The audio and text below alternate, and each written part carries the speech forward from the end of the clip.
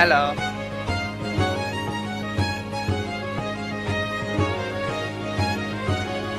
Hello, we're in my waiting room, and I didn't realize I was muted.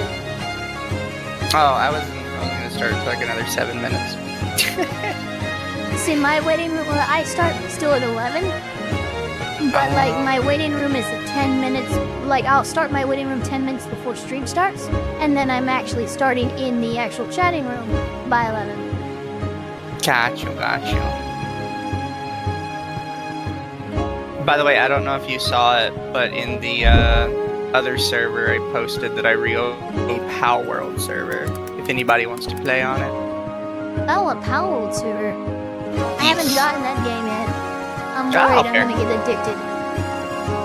There's a possibility, yeah. It's got that, like, build/pocket monster on it. Look, it can capture 2 forms of autism. That's very dangerous. Yeah, no, I get it.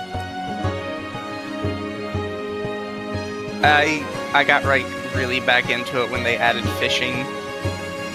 Oh shit. Yeah, that's gonna do it. I remember when Power World released, it was when I was running my Project Zomboid server. And our hosts literally died because they couldn't handle how many people were trying, like the load of all the people trying to run in Power World servers, and when Power World launched, they had that memory leak issue when it came to dedicated servers. So like our Project Zomboid server ended up down for almost a week just from the load of all the Power World servers. No, understandable.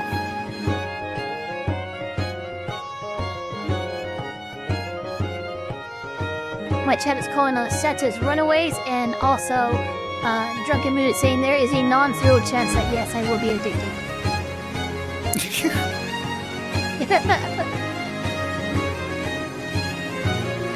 I know you guys hear me, there's nothing I can do about that.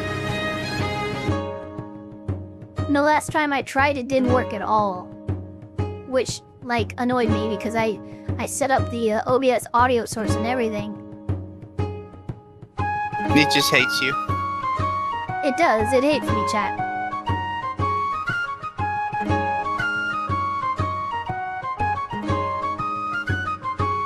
Smash that like with your face, chat.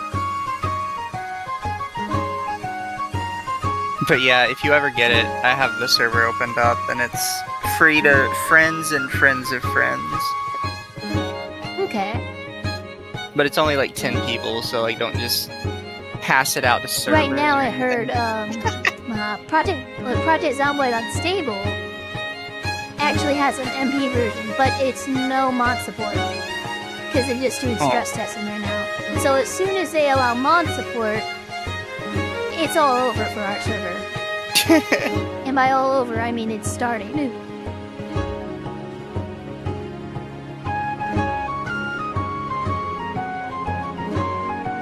Yeah, it's not a bug, chat, it's a feature. Here, I'll put mine into starting soon right now. Oh, wait, I forgot I have to...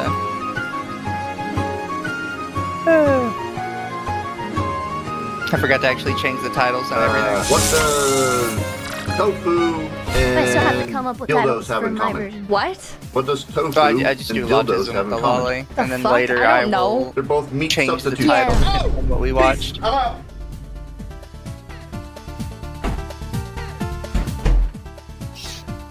The other day I was going to my local Starbucks, and when I got to By the the till, way, the did you barista happen to not only catch had the audacity what horrendous to be thing I was a watching last night? derogatory, but also What were you me. watching last night? Understanding that chat can hear us. This is unacceptable. It was so in a, no uncertain terms, I screamed, lady trying to say that Disney taught a generation of children to fear queerness with their as I proceeded to villains. show her my phone wallpaper and wallet photos, which were both of my life fallen shadow. Look, I and then kind of proceeded have to an growl unhealthy at her until obsession the with police the old arrived to escort me out. Disney So how would you movies guys and see it? songs, and I can't remember many queer villains. What is Scar queer? Like,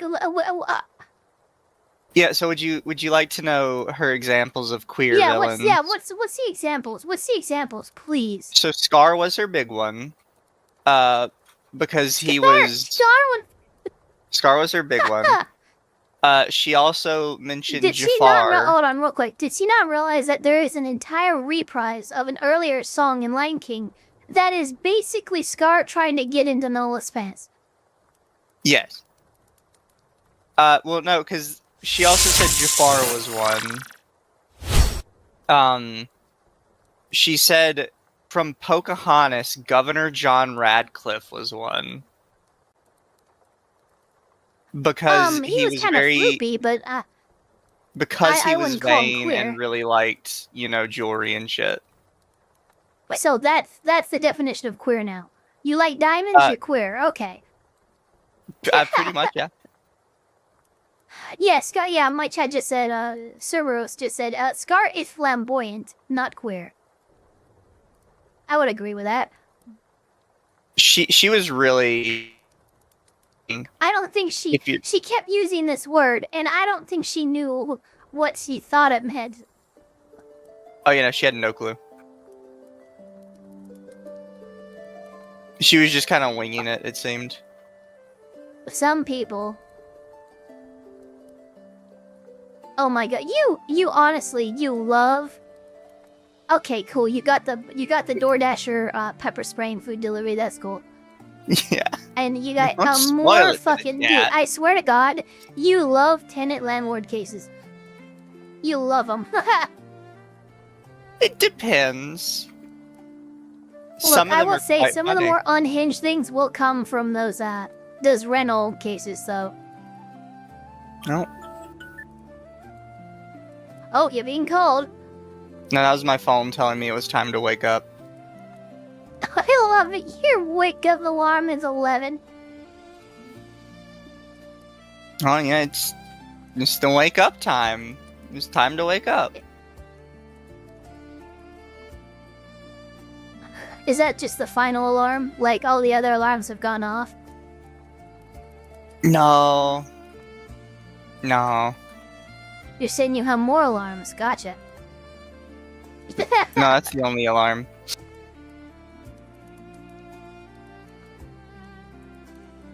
I just happened to wake up very chat. early today. Yeah, you usually don't wake up until like an hour before we start. I've been up for hours this morning. I haven't slept well all week. Oh, that doesn't... Oh, actually, you know what? I had a slow wake up today, but I can now have my monster. I'll be right back.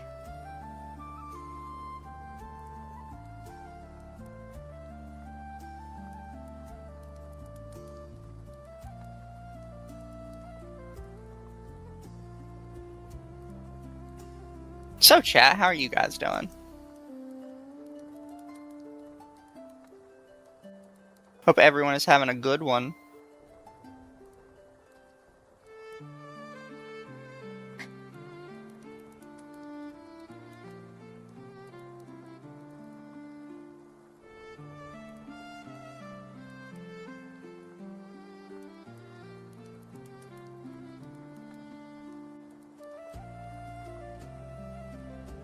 Oh. Hi, chat. My chat, not Ava's chat. Ava's chat is already hearing me, but hi, chat. How's everything going? Hope everyone's having a good day, good night, good evening. Ava is And I'm missing for a moment. Welcome back. No, I'm not. I'm never missing. you're I'm missing for a always here, minute. even if I can't talk. Fringe fair. But I was just telling my chat, I'm going live now. I hope everyone's having a good one. No, Hello, hello. microphone's not in correctly. Shit. What happens if the tenant and the landlord are both soft citizens? Well, if that's the case, then they probably wouldn't end up in court. Because sovereign citizens avoid court if at all possible and try to press that they are not under a court's jurisdiction. So two soft citizens wouldn't go to court to resolve a situation. Morning chat. Hope everyone's having a good one. Hope you're ready for a little bit of nonsense today. 'Cause I have Just two a big little. things today. Ava's already seen the first one, which is Tenant Landlord, and I know not everybody likes Tenant Landlord, but I kind of. Well, I haven't seen it. I just saw the title. The title, yeah. Oh, Jesus! I just read the title.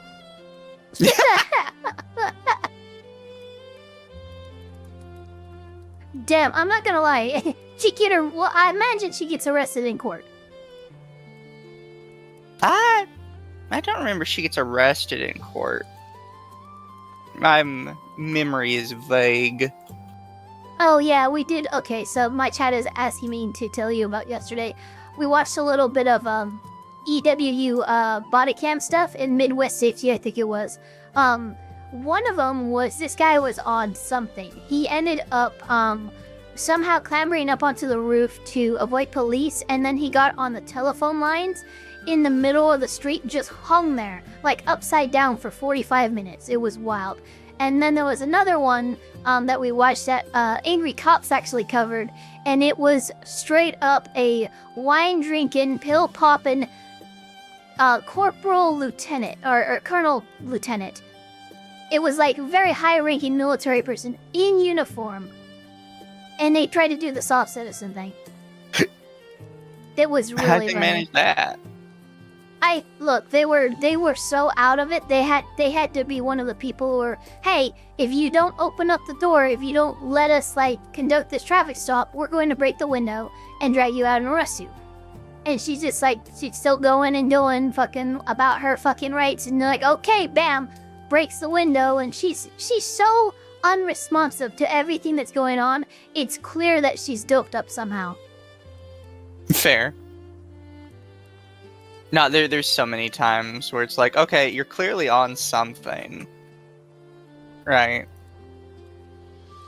No, pause it, bitch.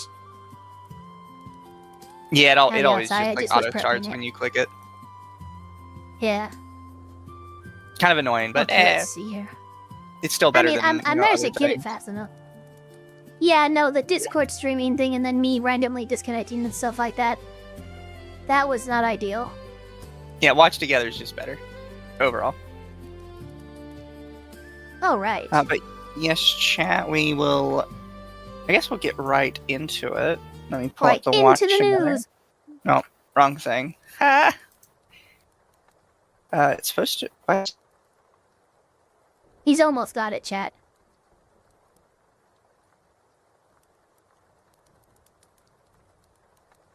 Well, it's not. I'm Clicking play? confused.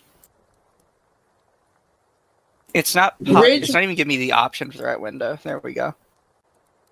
Now I got it. Okay, cool. I will let you click play. Wood Apartments versus Bonnie Morris. Miss Bonnie Morris is present in the courtroom and coming forward. And you have your representative on, Miss Casper for Ridgewood. I'm here, Yeah. Joanna Asher. Thank you, Miss Asher. All right. So, Miss Morris. Joanna, why don't you have a Yes. camera? All right. So this relates to the property at Oh, there she is. 79. Yeah. There is allegations of material violations of the lease. So I'll just start by asking, are you are you trying to move out on your own at this time? No. All right. So I'll go ahead and start with some testimony. No. Okay. And understanding that Ms. Casper, that there's no standard agreement offer available at this time, or is there? I didn't understand that. I said Ms. Casper. Okay. Joanna, Just as a fair warning, you're gonna hear that a lot. Are you okay? That's fair. Oh, I'm I was asking interested her. because I'm noticing everybody in here is muted. Yes. are you acceptable, willing to accept the standard agreement to move or vacate only? I recommend it. Yes, the 7-day. Yes, ma'am. Okay. But but let me fully explain this to Ms. Morris. I'm not sure. I don't think she wants to take the offer, but I still want to make sure she understands. All right. So, Ms. Morris, there's an allegation relating to 79 That is not about failure to pay rent. This is where they're alleging that there is a violation of the lease, material noncompliance, breach of the lease for disturbing the peaceful and quiet enjoyment of the property, harassing management, threatening behavior, smearing dog feces on porches and walkways, entering other residents' spaces. Those are listen to me. I've heard these before. Well, that's the first time you've heard them from me. Yes, ma'am. Okay. So those are the allegations.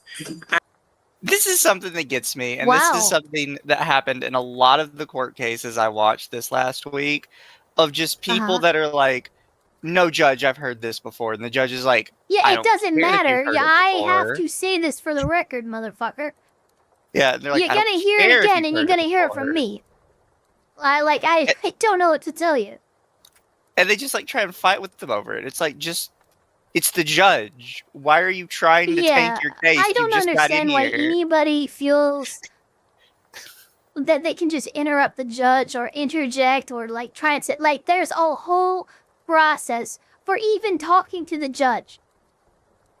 Like, for even saying anything. May I speak? May I fucking, Your Honor, I have something to say.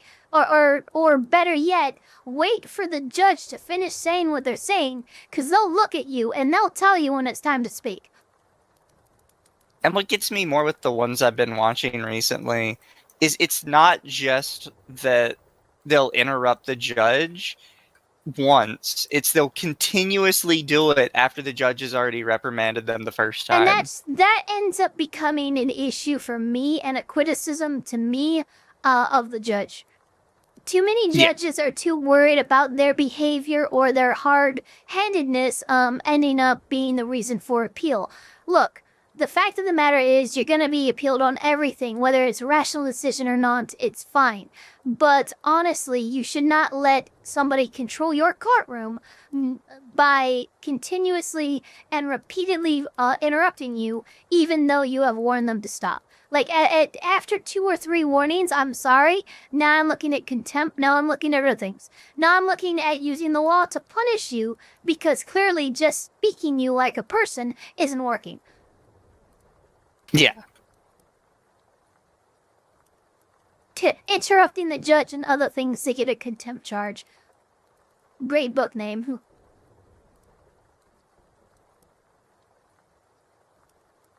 Testimony regarding those allegations. If I find the testimony that has sufficient evidence, I'll take testimony from you as well. You can cross-examine. But if in the end, if I find that this is validated, then I will enter an eviction judgment. And that will give you 7 days to move out. And if I find that it isn't validated, the case can be dismissed. Don't you love it? But at this time, because you guys are not, I didn't hear you. at this time, I haven't finished. Well, I can't hear you very well. Well, do you like a hearing device? Yeah, Okay, thank you. you're welcome. All right, can you hear me a little bit better now? Yes, ma'am. All right, and I'll still try to keep. So, one of the options is to have your I will hearing. give her this. The other option is that you Okay, really? also can There we go. Oh my god. Same time. Yeah, no, it's just the same thing. I switched to the screen and then I hit spacebar thinking it would just work. It didn't. It's fine. I will say, Judge Tanisha here, being on, she could have just went off on her about, I can't hear you. Do you need a hearing device? Okay, here you go. Can you hear me now?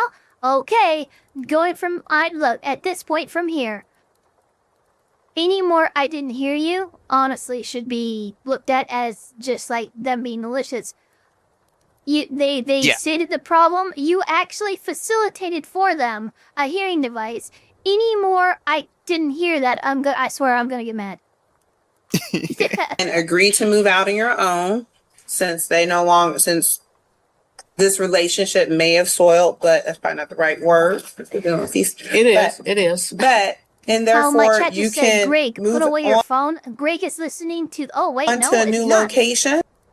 Oh, he's talking on the phone. Oh my god, in court. Okay, yeah, don't do that.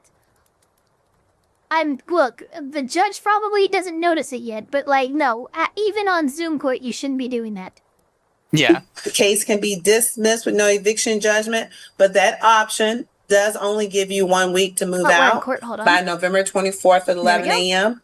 The case gets dismissed with no eviction judgment.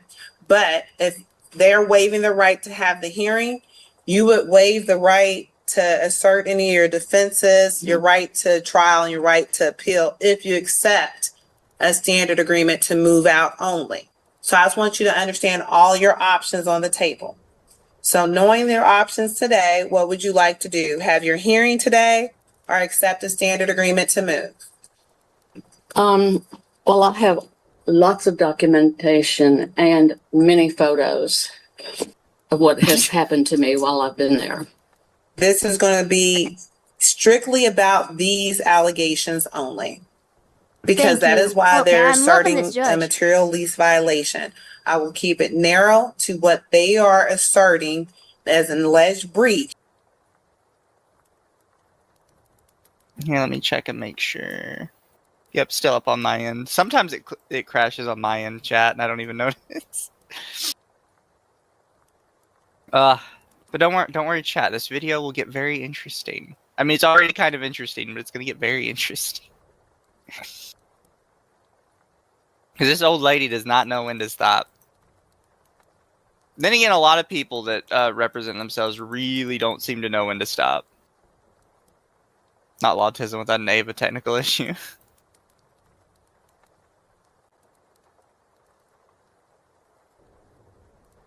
But guys, did you see that Palworld had a new update? Very exciting stuff. They're working on the building right now.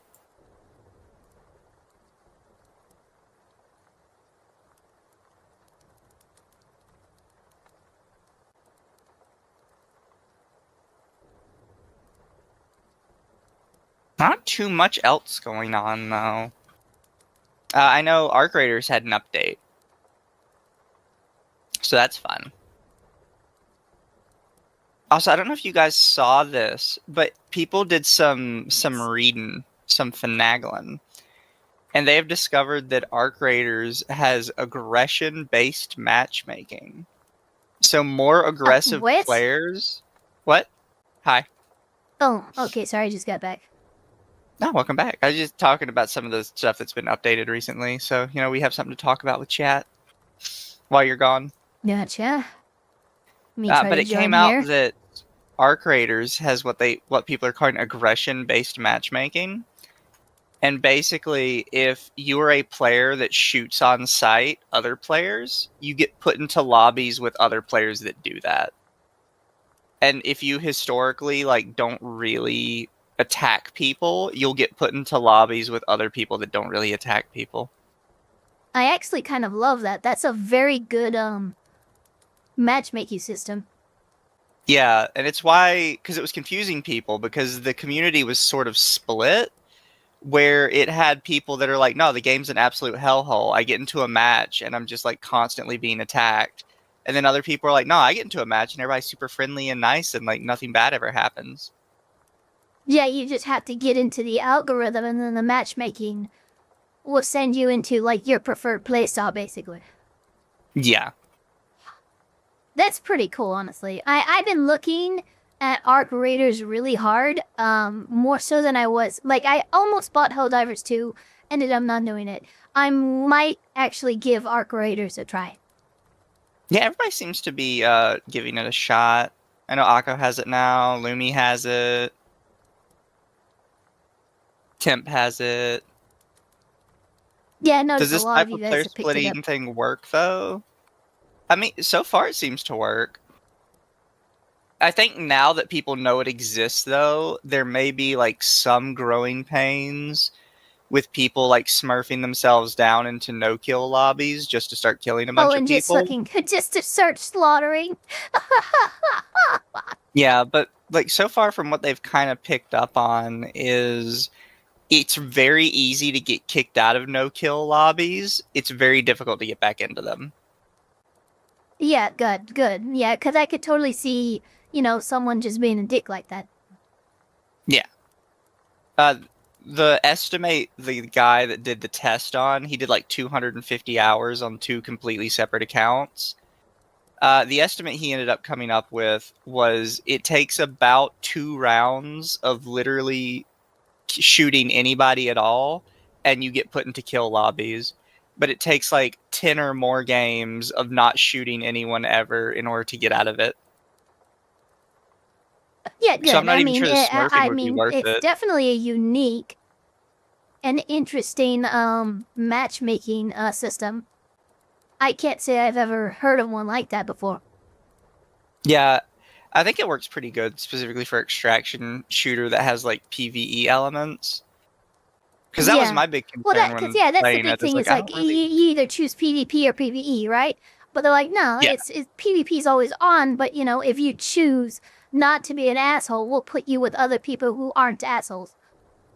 Exactly. So I really need to start playing it a bit more, but I'm probably gonna have to fix my matchmaking. Because I just assumed you were defaulted into everybody was killing everybody, so mine's so you've probably been doing shit that right a lot, now. huh? Yeah, not because I wanted to, because I felt like I had to. Oh, no, But now the that I Thug know Life this didn't exists, I'll choose this probably... puddle, guys. Yeah. So now that I know this, I'm probably gonna fix my matchmaking, because I really don't enjoy the shoot on sight mentality. That's kind of my issue with a lot of multiplayer games, especially some of the games that I'll play. Like, I played Rust, I played DayZ, I played games where, like, yes, if people weren't trigger-happy fucktards, it would be a lot of fun to have. But the issue is finding people who aren't trigger-happy fucktards. God, Rust is so bad about that. Yeah, Rust and DayZ both. You with your tweet, that's not hard to think why you thought that. Which tweet? I've made a lot of tweets. Yeah, he out here tweeting, chat. It's all I know how to do. Okay. Lie. Yeah. I am on Section 8, and I have been for 18 years. That's a long time. Okay. I have a perfect record. I'm in good standing with them. Can I finish? Oh my God.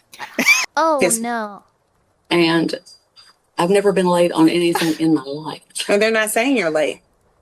I realize that. But she has Then why harassed would you me say it? constantly. We'll set it for a hearing at this time. It will take too much time. I can already tell. So, Miss Casper, do you have Monday at 1 o'clock available? I love this Do I? judge. No, Miss Casper first. And then I'll ask you. Who are you talking to? Her? Yeah, Miss Casper. That's why I tried to. Okay. So Miss Casper is the attorney for Ridgewood Apartments. Yes, I know that. Okay. So Miss Casper, do you have 1 o'clock available for a hearing? This On old the lady does 24th, not know Your when to Honor? shut up. Yes, ma'am. I'm sorry. Yes, I can make it happen. Now, Miss Morris, Mhm. could you come back on next Monday at 1 o'clock for Yes, a ma'am. hearing? Yes, ma'am. Okay. At that time, because I think this will take more time than I can really give it right now to give it due justice. Yes, You Your have a lot of documents. You She's come back in organizing it very person, well. November 24th at 1 Yeah. o'clock. Mhm. I'll swear everybody in. We'll have a hearing, Mhm. and we'll see how it goes from there. Okay. Understand that at the end of the hearing, if I find sufficient testimony that related to these specific alleged lease violations, Mhm. I will enter an eviction judgment, giving you 7 days to move out. If I don't find sufficient evidence or testimony, then the case would be dismissed because they haven't proven their case. Can I? And those are, yes, ma'am. But I'm not going to get into the hearing today I understand. because it will take a little more time. I understand. But go ahead, Ms. Morris. Will I be able to present my evidence? Yes, Okay. Yeah, at the hearing. at the hearing on Monday at 1 o'clock. I will be there. Okay. You've already stated that you are a Section 8 recipient. Mm-hmm. I highly urge you to contact the Legal Aid Society. I've already done that. Yeah, that's what she's gonna need Well, to do. okay. This has Oh my already been God. dismissed. Wait, No, it hasn't. Chat, We're what here. do you mean? What the fuck? Stream died. Stream's still fine on my end. What are you guys talking about? I think Hold on, let chat's me check trying to mine. mess with me. Hold on, let me check mine real quick. because I know mine was being a little wackadoo. Chat, you can't mess with me like that because my stream actually does die Chat all the disabled time. for this last stream. What the fuck? Oh no, okay. What did you do? That was Elfpire. No, I'm good. I had it wrong. Okay, it says it says stream finished. What the hell? Oh no, okay. And now we're live. What in the fuck, YouTube? Okay, we're fine. Let me check you on my end. Thank you for the Dojin character. Dojin character? He's one of my blurps. Dojin character. Oh no, you're live. Oh my You're fine. god, I'm a Dojin character now. I would love to be a Dojin character. It's from a very safe for work Pokemon video. Okay, still.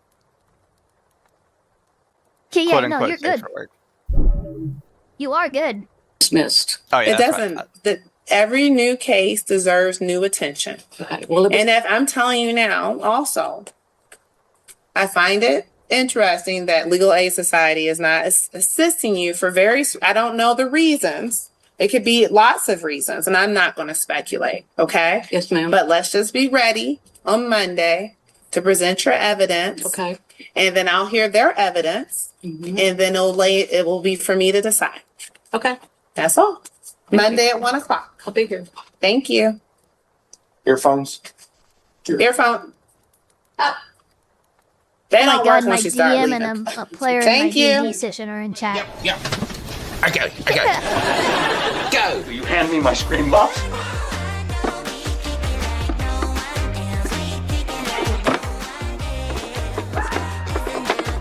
It's always a fun start to the video. So we're on record in the Ridgewood apartment owners versus Bonnie Morris. I'll Oh, go this ahead and was swear not everybody long in so ago. we can This get is less that than a month part. ago. This is on for forcible detainer complaint. And so, I believe it was a violation complaint. Correct. And so I'm going to first there was hear a lot. testimony and hear from the plaintiff in this matter. Of course, pay attention, focus along, be ready to ask any cross-examining questions you may want to, Ms. Morris, okay? All right. Joanna, the first thing I'm going to hand you is a document. Can you tell me if you're familiar with that and what it looks like? Yes, this is our lease agreement signed by Bonnie as well as myself on April the 17th. Okay. And I'm going to ask you to flip to the back. Can you read the first sentence of 39? Community policies and rules. Resident, occupant, and their guests shall comply with all policy and rules now or hereafter promulgating. That's good. Promulgate it. And then read the first a couple lines of paragraph 40. Resident shall cause all occupants, any guests, to show consideration for neighbors and not interfere with, disturb, or threaten the right. Also, really quick, thank you for the 2 Nerdy Text and Accountant. Are you a Dojin character with Atari? That is private information. You have to pay extra for that, and $2 is Yeah, not that's enough. yeah. Rights, comfort, health, safety, convenience, quiet enjoyment, and use of the community by the leaseor. And can you skip down a couple lines to where it says item number 2? It's got the 2 little eyes.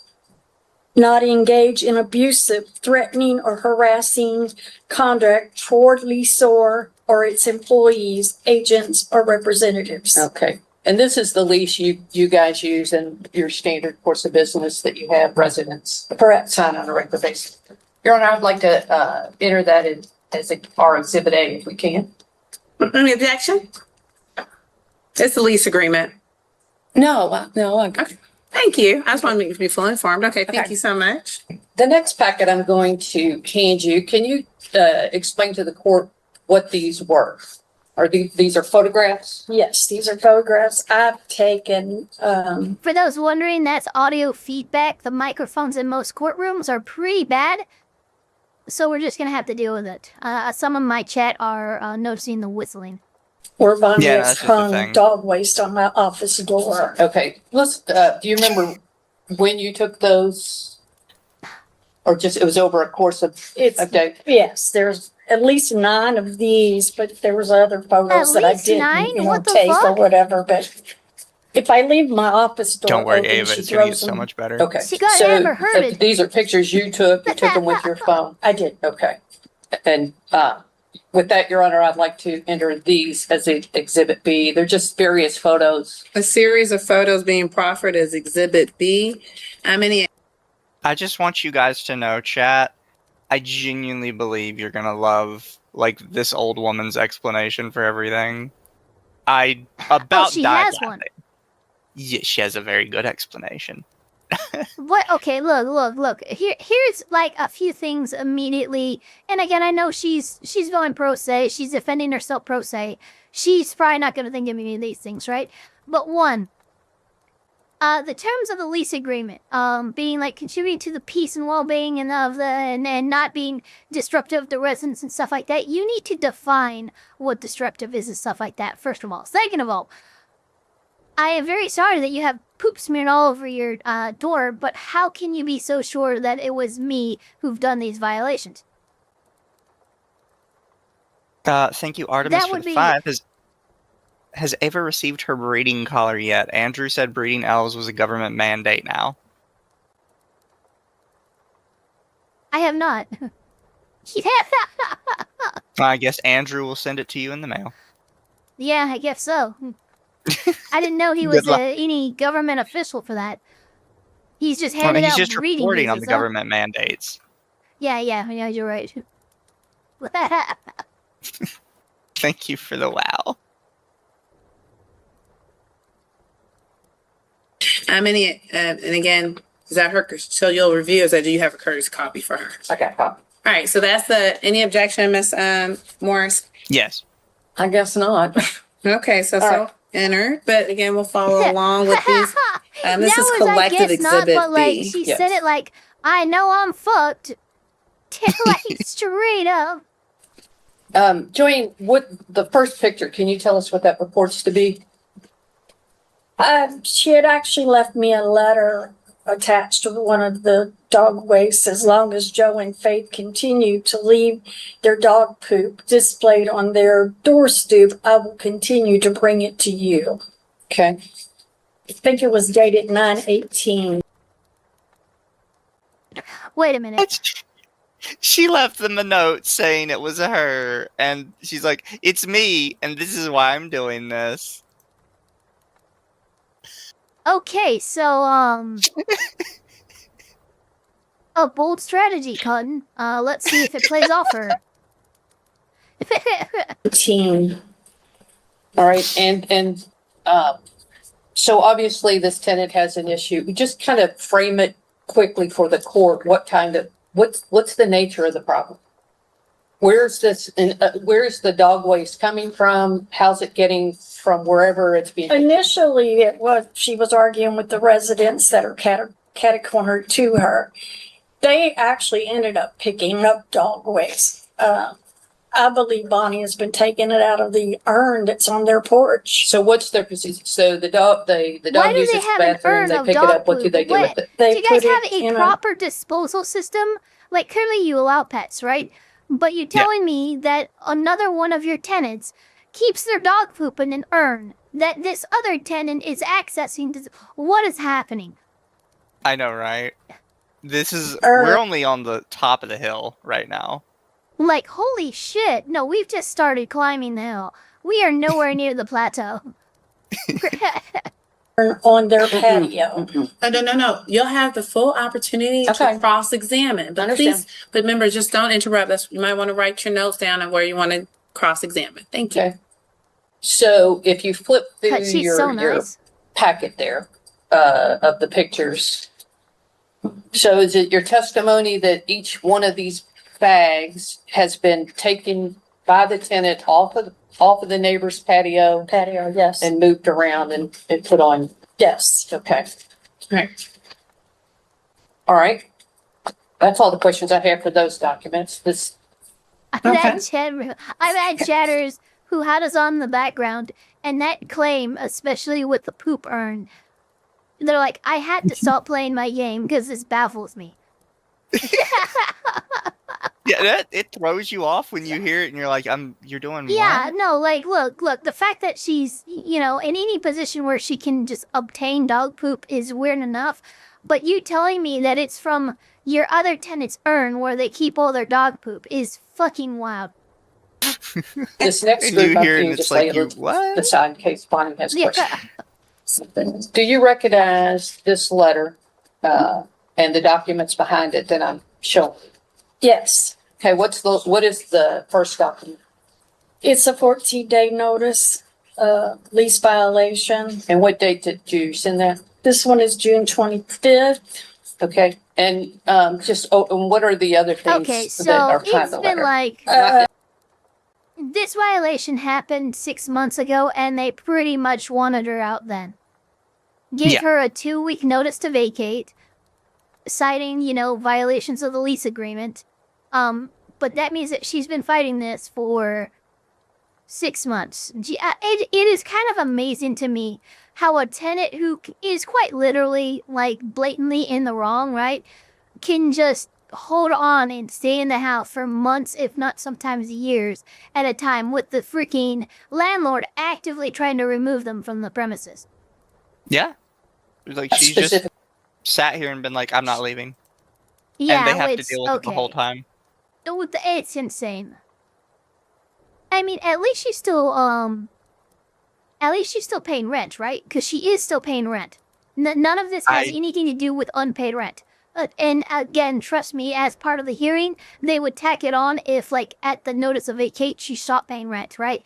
Okay, because now it's violations of the lease agreement and unpaid rent. But they said that rent has been paid on time every month. Now, here's part of the issue, though. Well, they mentioned she's on Section 8. Yeah, she's on Section 8, right. But here's part of the issue with that. Every month that she pays when they want her out, them accepting that rent, it goes against the fact that you want them out. If you want them out truly and you want them evicted appropriately, you do not accept the rent, the offered rent money. You go, no, use this to move out. You have to get out of here.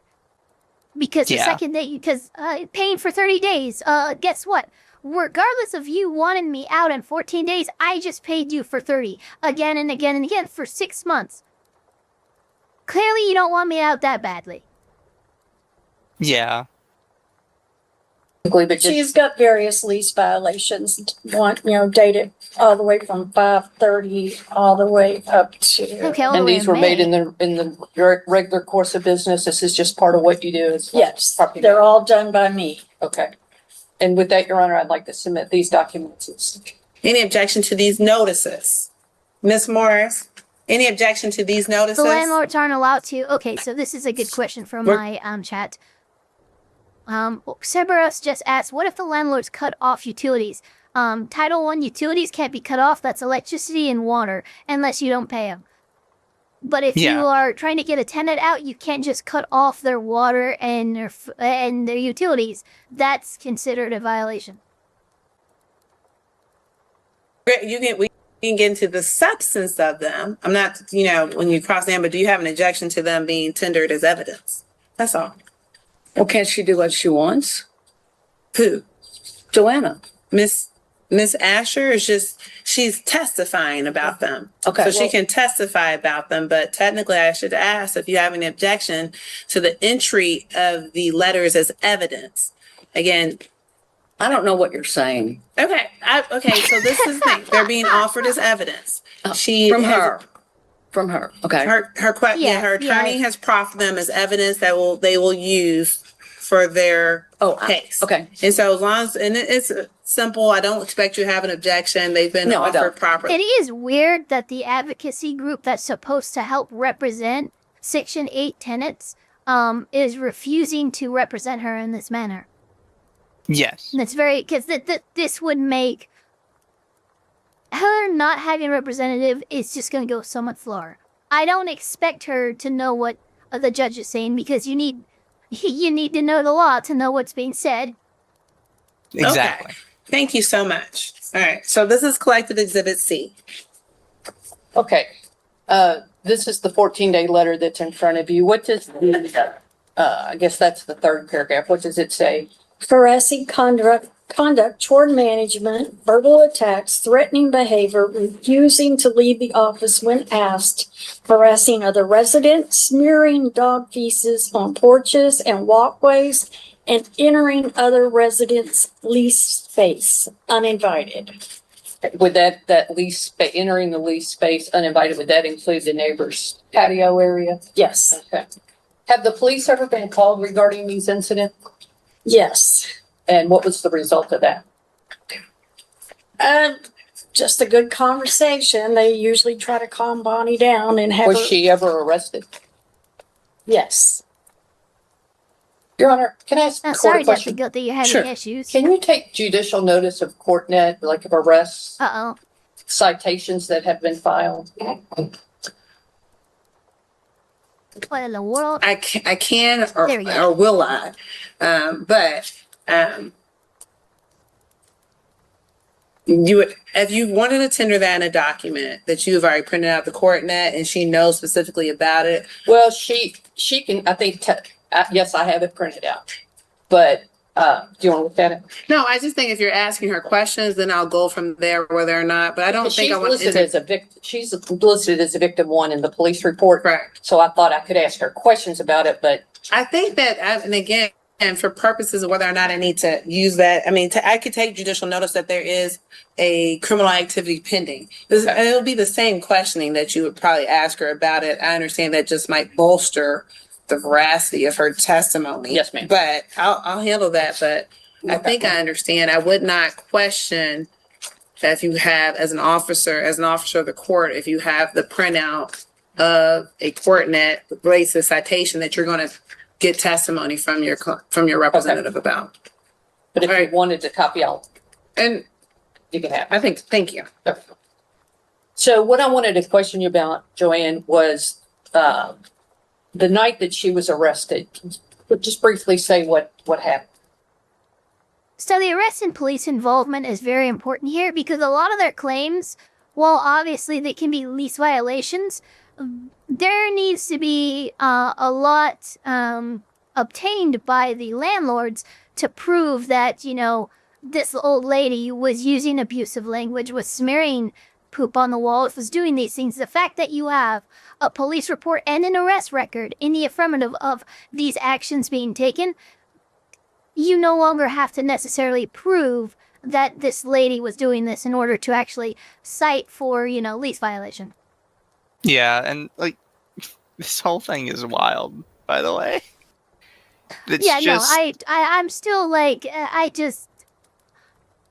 I don't know how, like, I don't know, is even with her and what we've seen from her, she seems just like an old lady, maybe a little bit, you know, screws are a little loose from age and stuff, but that she doesn't seem like somebody who would smear feces over the porch and walls of people's, you know, apartments. It doesn't feel like that's what is going on. But again, she hasn't talked yet, so. Yeah. That There's would have time. been the night that I don't know. Oh no, hold on. So, my chat's informing me of something, and you know what? This is something I've noticed as well, because I noticed a few subscribers I went down, and I thought, oh, maybe people just don't like me, but, Death the Goat and Medieval, as well as a few people in my chat, go ahead and check to see if you're subscribed to me and Mizu. Apparently, YouTube has started unsubscribing people from me. What? So that's fun to hear, yep. I have more than one chatter mentioning they just checked, and they're no longer subscribed to me when I was subscribed. Yeah, so sucks. something's going on. Yeah, Or chat what was always going- check for that stuff.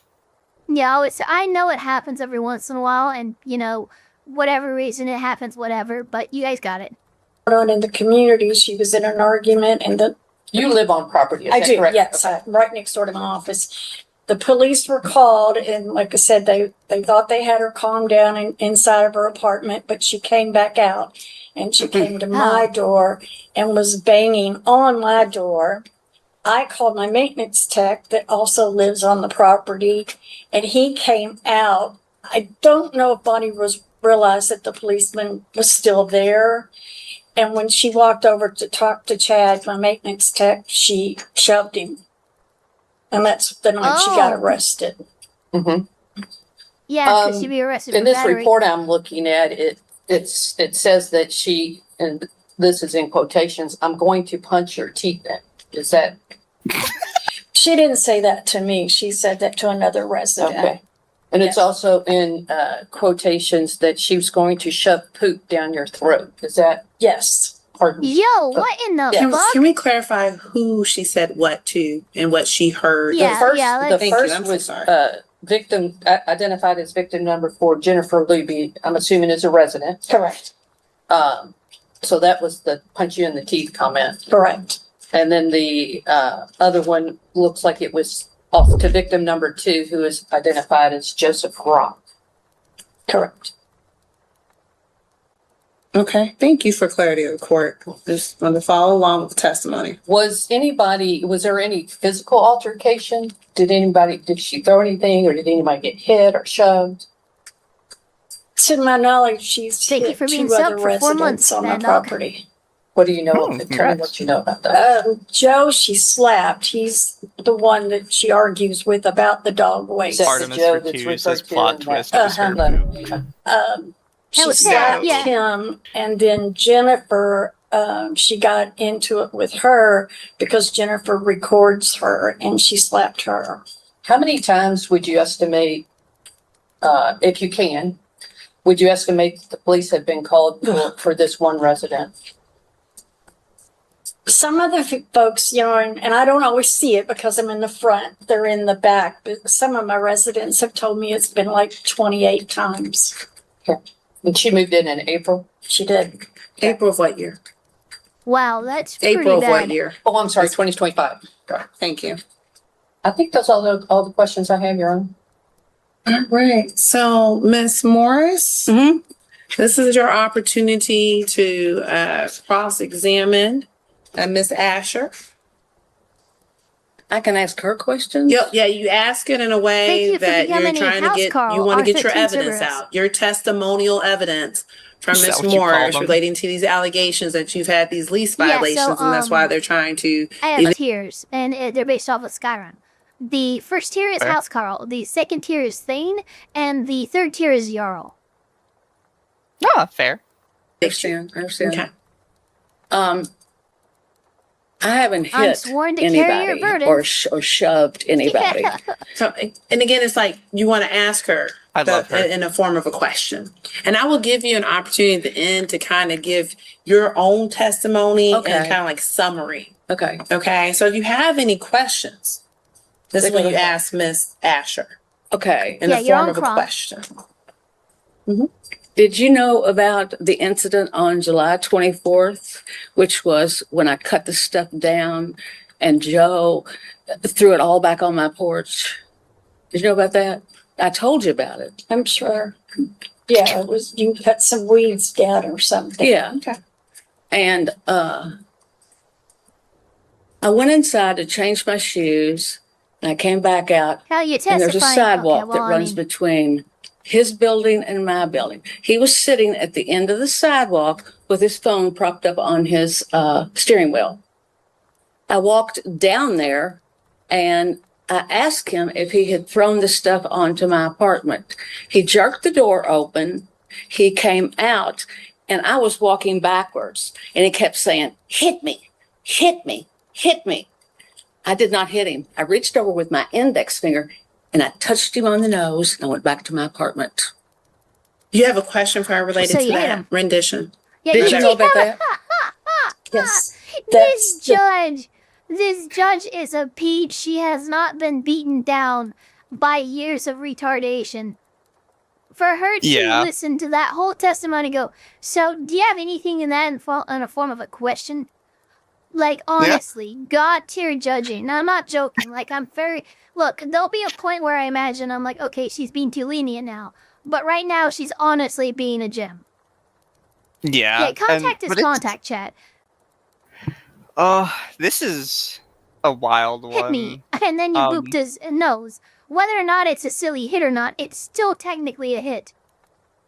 Well, Judge, he said they're saying I touched him, but I just booped his snoot. I booped his snoot. A little boop. Yeah. I just gave him a little boop. I didn't I mean just gave nothing him, by it. one of those little boopy whoopies. I never man. admit that you touch somebody at all, like when there's a fight going on. No, especially be if like, it's "No, an I didn't touch-" accusation. And in your defense, no, I didn't hit him. I just booped his nose. Okay, so you hit him. Just whacked him on the schnoz a little bit, I had my newspaper. I rolled it up and a little boop. I'm sorry. I thought this was America. Day that I was told that you hit him. By Jennifer. Several people. Okay. There was nobody out there. And if Jennifer was out there, she was around the corner. All right. So are you saying that? So I know you've had your question is, did anyone else see this incident? Did anyone else see this incident? Sorry. Thank you for the lead. Yes. Oh, who would that be? There you go. Tell her. You can tell me. Yeah, it's a good Ella. one. Yeah. Was Yeah, you standing tell me, you inside don't of her tell her. living room window.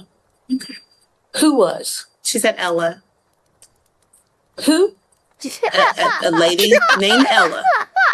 That's her answer? Yes. That's her Ella. answer to you. Ella. Dude, oh my god, I do think she has some kind of hearing issue, but it's just hilarious how who the fuck are we talking about? Like, she's just lost all sense of self in just a moment.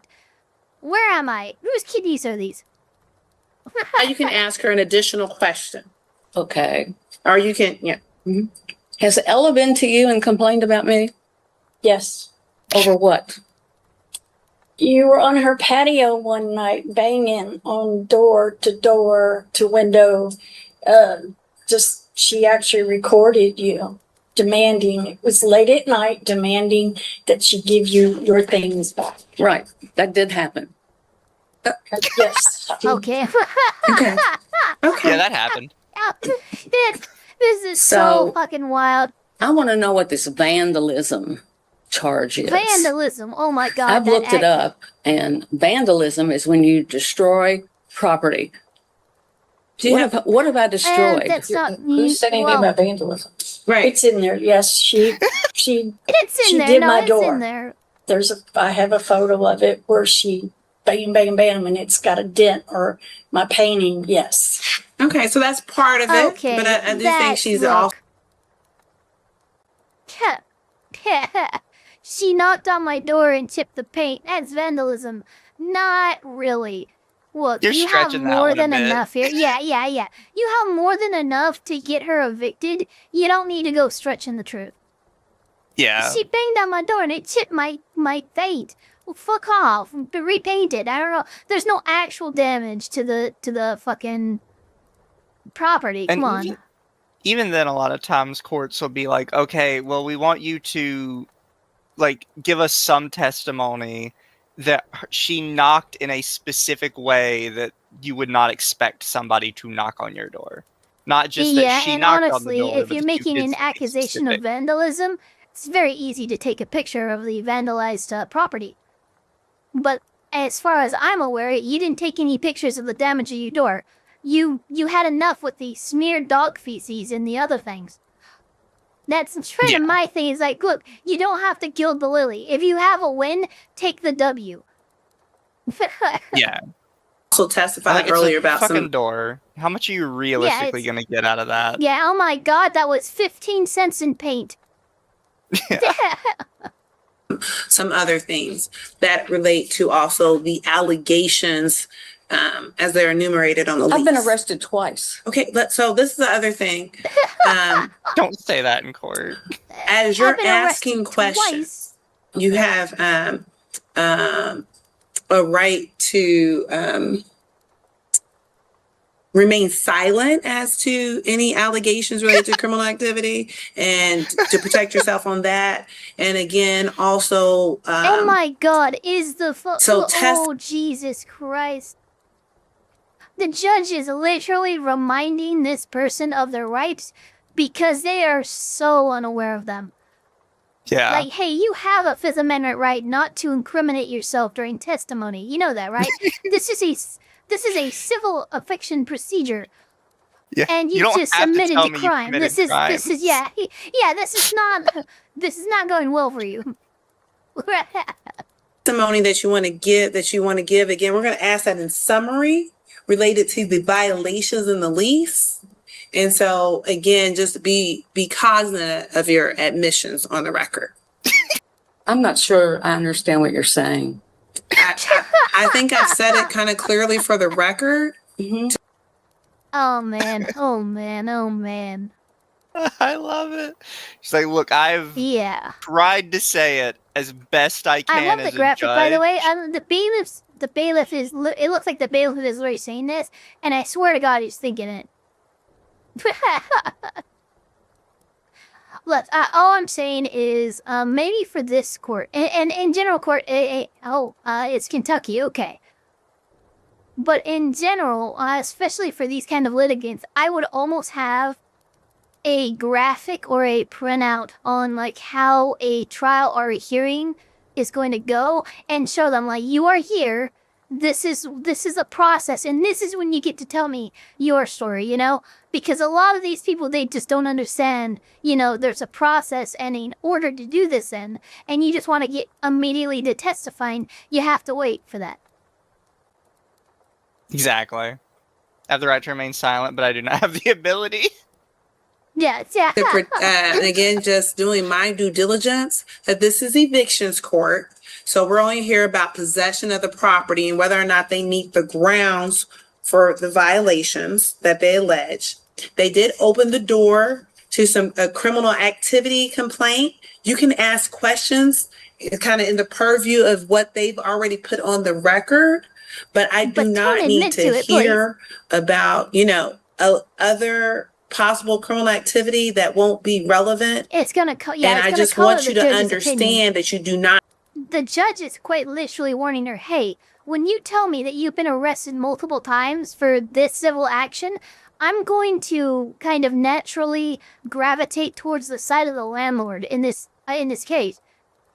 So please, if you don't want to prejudice yourself against me, don't fucking go talking about your arrest. Like, you're sitting here telling me that you've done these crimes. Yeah, which, again, these crimes are what are alleged as the reasons and the breaches of the lease agreement that is getting you evicted. So, if you admit that, yes, these things happened, yes, I was arrested, while we're on the subject of your eviction, guess what?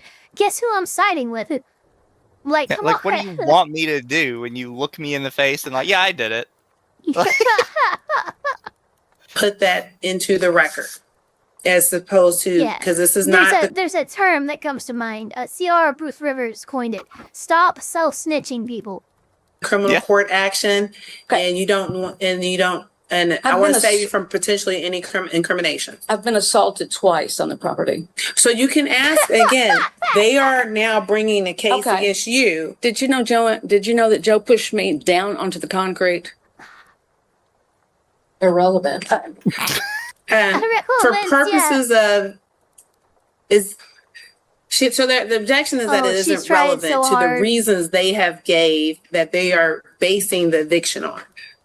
So to the extent another resident may have been involved in an altercation with you, to the extent it has to be a defense to what they're bringing against you, I'll allow it. But if she's saying that you got into an incident with another resident, that someone pushed you, I'm going to sustain that as not. There we go. Paused it.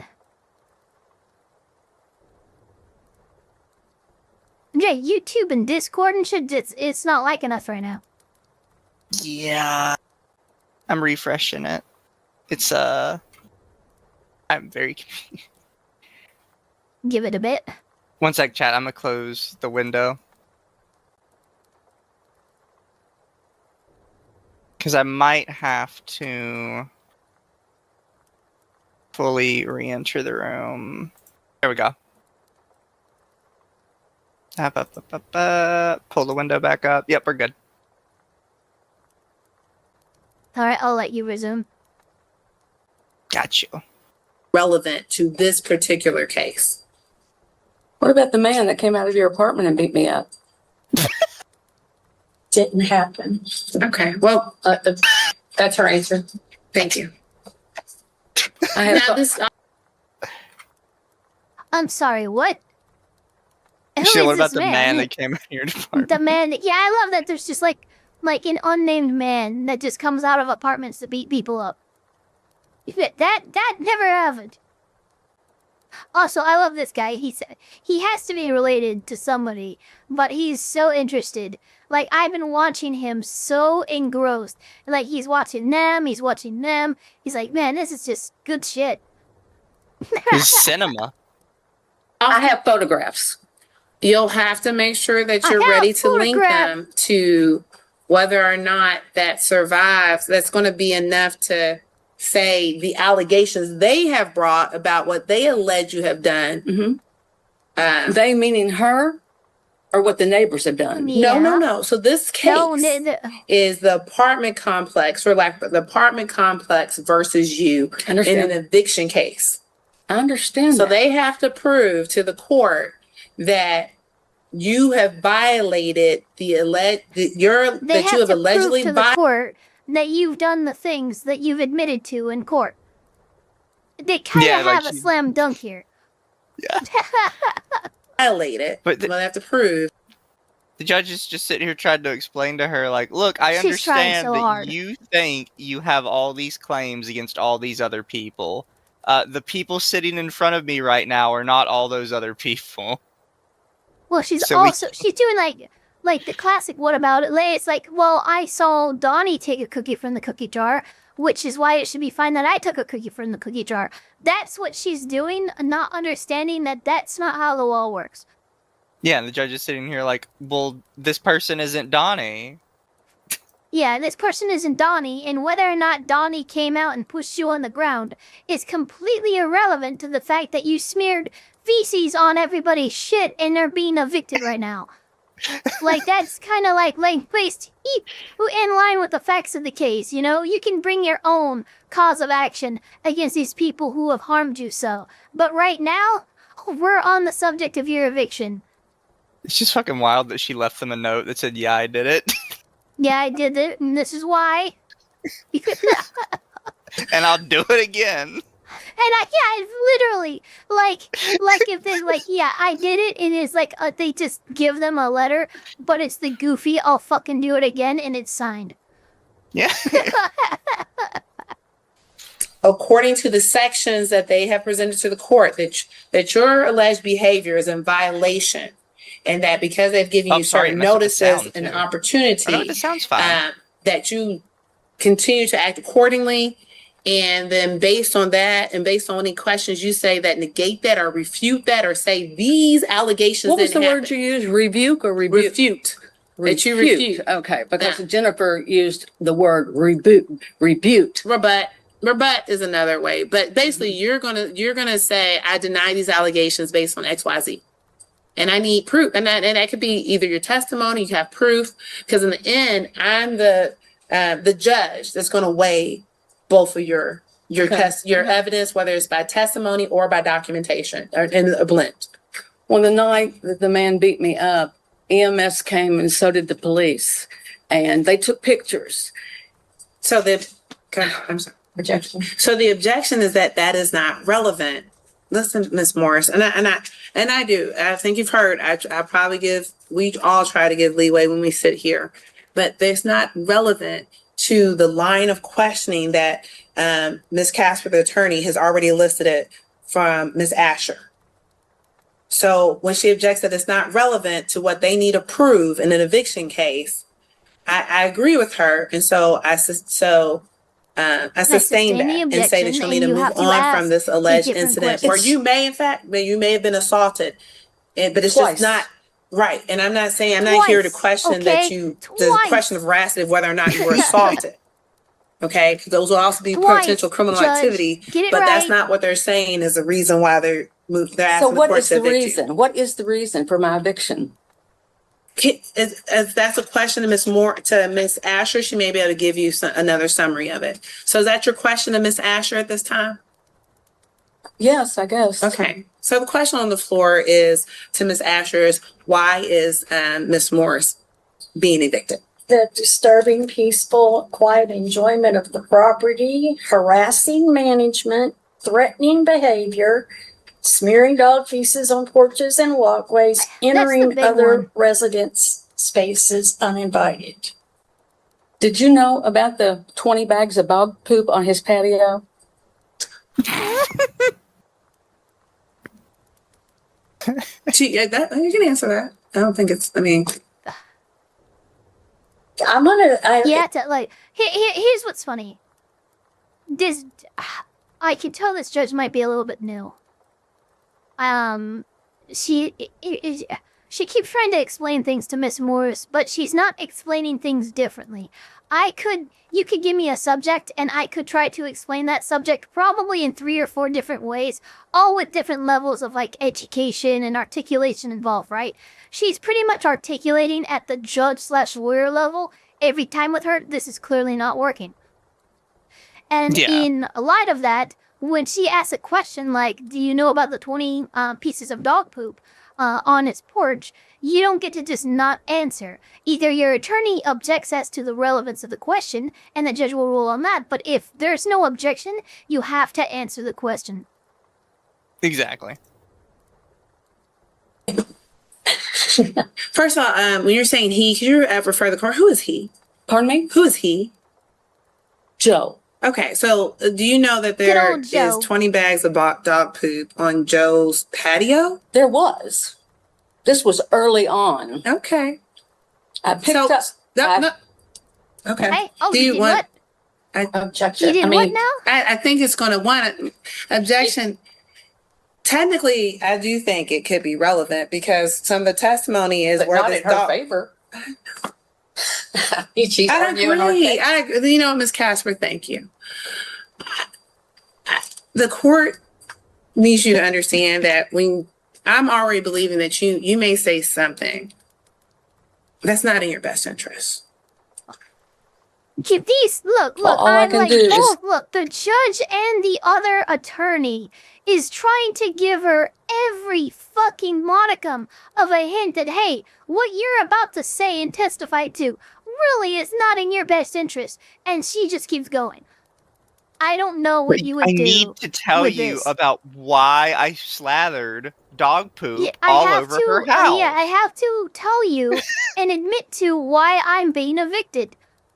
To the court. Okay, well, there you go. I find in favor of Miss Morris, ? Miss Morris, pack your things. Wait, what? You don't Tell you understand, what Your I Honor. saw I had and a what reason happened. I committed a And crime. I have plenty of documentation about it. Why don't, okay. Because I'm just gonna cut across the field a little bit.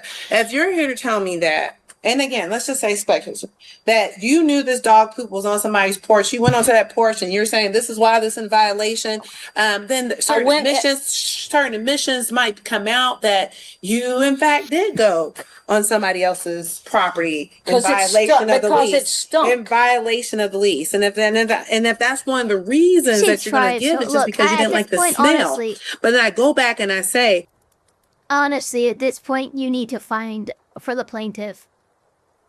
And And just at this because point, I let mean, the, like, look, bury yourself. you have put it out so many different ways about how admitting to this is not a good thing. In fact, hurts her case, and she keeps doing it. She's interrupting you to do it. Yeah. At this point, I'm sorry. You can only help somebody who like understands that they need help, right? She does not understand that she needs help. She thinks she's right. Thinks she did everything correctly. It smelled, so therefore I'm allowed to trespass on another person's property, take their dog poop, and smear it all over the. Oh my god, you freaking maniac! does that match up with one of the violations, entering other residents' spaces when you're not allowed to because you're not maintenance, because that's not what you're tasked with? And then the evidence says that this is exactly where those bags come from, that's not in your favor. I put them on his porch so he could see because she wouldn't address the issue. Let me ask one other thing. Okay. Of Miss Casper. And I know we could get to the end of this hearing. Is there any opportunity for Miss Morris to move? Your Honor, Might not be. one thing I wanted to point out, do you remember from last week? That really quick, because I had 2 super chats. Thank you, Baked Buddhist, for 10. She's the lawyer version of how I deal with annoying clients on the tarot hotline I work at. I've spent 6.5 years and counting talking to women who haven't progressed past age 14. I'm sorry, did you And say tarot hotline? Yeah, like tarot hotline. cards? I guess. Huh. We might have to get I more didn't know story there was a on that later, hotline for but- tarot. Yeah, that's interesting. And Baked Buddhist for 5. Sometimes you need to be blunt and redirect to get back on track. I don't think that's going to work with this lady.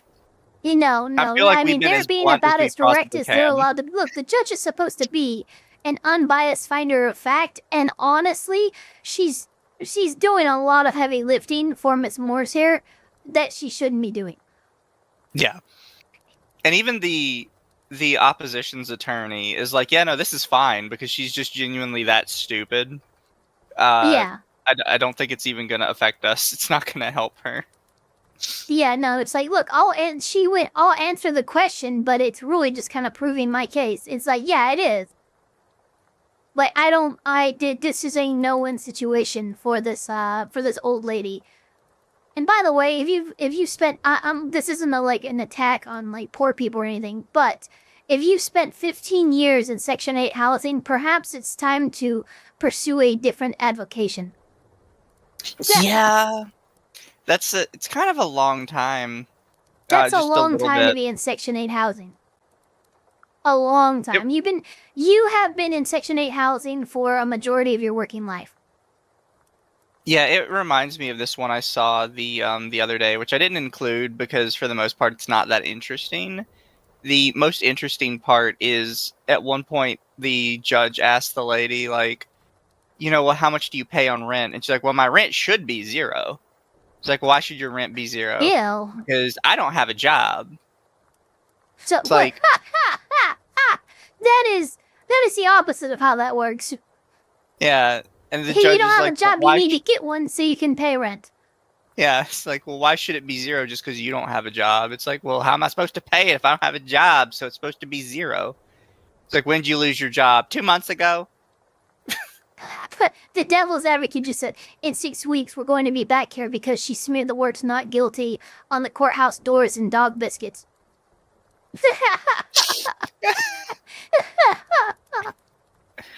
Like, I get people Oh, are in man. rough circumstances, but once you're, like, walking up to That's what's super me... funny. She doesn't own a dog. She Yeah. is taking other people's dogs' fecal matter and spreading it around.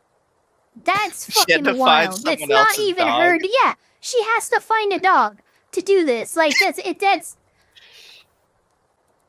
not like, what do you normal. even Like, do no at matter that how you look point? at it. From last week, you asked her if she had legal assistance. Yes. Okay. But yes, I think for all of these people involved, Joanne included, Miss Morris included, people need to separate. So we are Yeah. willing to. Are you getting at the standard agreement? I am. Mm-hmm. So Miss Morris, let me understand. Let me try to explain to you what I'm tasked with. Okay. I'm tasked with taking the eviction complaint on its face, the 4 corners of the documents. And that's where the violation is the forcible detainment complaint. You have that in your records. Where you got that note. And it specifically says. Is that where she listed the charges? Well, I don't, There's she no listed charges. the violations of the Okay. lease. Yeah. So I don't want you to I'm just, dear, this woman is so coded to, I think, one side of the law, which is the criminal side of the law, that she doesn't, this is civil, no. Stop talking about how you've been arrested, how you've done all these things that are criminal, because you don't need to tell us those things. This is civil law, these aren't charges. You're not being charged right now. I just kind of want you Oh, out of the man. house. But no, criminal Your court Honor, would I say was charge. arrested. I was, yeah, it's so fucking wild. Just Well, I was Here arrested we say last lease time I did violation. this, but they didn't Now, do it lease this time. violation could be a criminal charge, but that's not what we're presented with. Okay, Well, okay. technically not. But Technically, yeah. so I'm looking at these outlined things, okay? These outlined things on this. And then based on the testimony and the evidence presented, I say, yes, I agree that you're in breach of this lease. And if I say yes, at the end of the hearing, I enter an eviction judgment and you have 7 days to move out. Or so, okay? That's just how this court goes. I'm not trying to disadvantage you, but that is the process here. Okay, can I talk? Yeah. Yes, ma'am. Okay. I was in a motel for 5.5 months before I found this place. Yes, ma'am. I am on Okay. Section 8. Yes, Have been ma'am. on Section 8 for 18 years. I remember you said And I that. have a perfect 18, record. that's way longer. Perfect. I understand the what you're judge saying. repeats And it I've with never there. been late on a bill in my life. And That's luckily this okay, is that's not. great, but I'm this sorry, I has didn't- nothing to do with that. Look, I just part of the issue with this is they mentioned something about a standard agreement, which probably means that for the purposes of when it comes to eviction and stuff like that, they probably go to some reasonable effort to make sure that Miss Morris, aka the violating tenant, actually has a place to stay lined up before she's actually fully evicted and forced from the property. So right Yeah. now, at this point, at this juncture, it's pretty much the judge asking her, "Hey, do you have have a way to get a roof over your head, within the next 7 days, so we can actually properly move you out of this property?" They're Let me being go- really nice with you, Yeah, no, they're look. considering you're This rubbing dog is- poop all over their porch. Yeah, no, it's real. Look, I always will go with like Texas has most of their rental agreements and laws and rights and stuff like that are in favor of the landlord in a way where it's almost too much. But when it comes to these cases, I swear to God, I kind of understand where Texas is coming from. Like legitimately, I don't think landlords should have all the rights, but when you have tenants that act like this, dear God. It's not a super chat, but I have to read it anyways. She's out there, She's walking the streets right now, free to burgle all the turds she wants.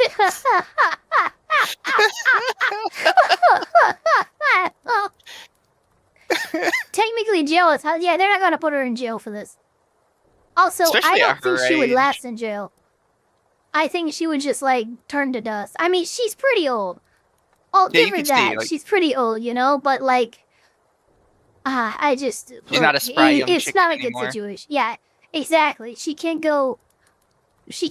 You look, be stints in and out of jail. Being arrested.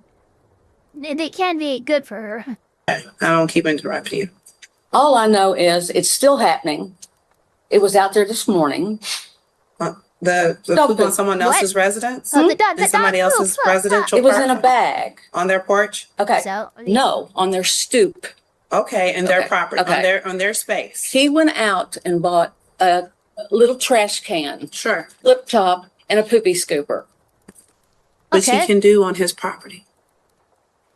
Well, I have to look at it. That's not a There's violation. nobody else in that whole community that doesn't pick up their dog poop except the aisle behind where, That's not okay, understand. doesn't matter. Yeah. That's, if they want to bring violations against those tenants, that's. Why between- didn't And I she? have to look She at it. doesn't have to tell me that today. That's not the case before me today. The case before me today is Ridge Apartments versus Bonnie Morris. Mhm. And I'm going to tell you now, based on everything I've already heard, It's time to find your standard findings, agreement is Judge. available for 1 week. If one of the things, I understand it is not ideal, but I want you to understand that we get to the end of this hearing and I find in their favor, I signed an order giving you 7 days to move out. If I Yeah. if I hear that, if I believe that you have harassed her because you don't feel like she is doing everything the way you want her to do and taking care of these residents the way you would think that she needs to I take would- care, that if I consider that harassment, that's one check in her favor. If I say entering Yeah, other no, I residences consider that prove harassment. that there's poop in on their porch, that Which you're you now have done. hanging on the door with your letter saying I that have you've one. done it, I then have. that's in violation of the lease. If I say yes, check 2, then we're on our way to an eviction judgment not in your favor, giving you 7 days to move out, and that eviction judgment goes on your record. Okay, so this is the other thing. That's one option that we can continue down that path. Don't you put your hand up to me. I swear I've to already God. asked if a standard agreement offer is available to you. What does that mean? I'm going to explain that now. Okay. Okay. Usually is instead of having the hearing, which we now are in, the court will pass the case 1 week to give you additional time to go ahead and vacate on your own, have the case dismissed once we come back and find that you've moved out, and so you don't have an eviction judgment on your... If she really has this immaculate record with Section 8, trust me, this is something she does not want to go through all the way. So yeah, no, find your own time to move out and get the case dismissed, because otherwise it's going to be that much harder to find Section 8 housing where they're actually willing to deal with you, because you have a fucking eviction proceeding on your record. Especially if they sit down and they read it. Yeah. If they read this, there's no way anyone who reads this incident report is ever going to give her an apartment.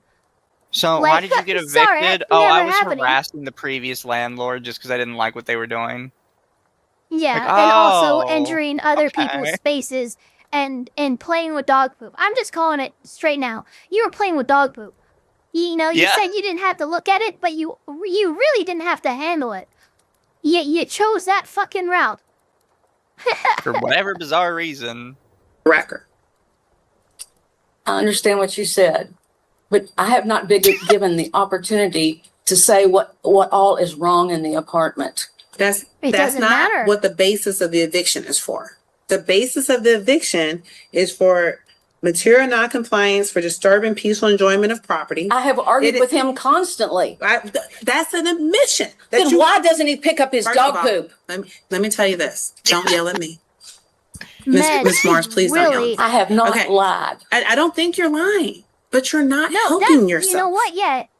And I will give you this much. You are not a liar. You know what? To a fault, you're not a liar. I'll give you that much.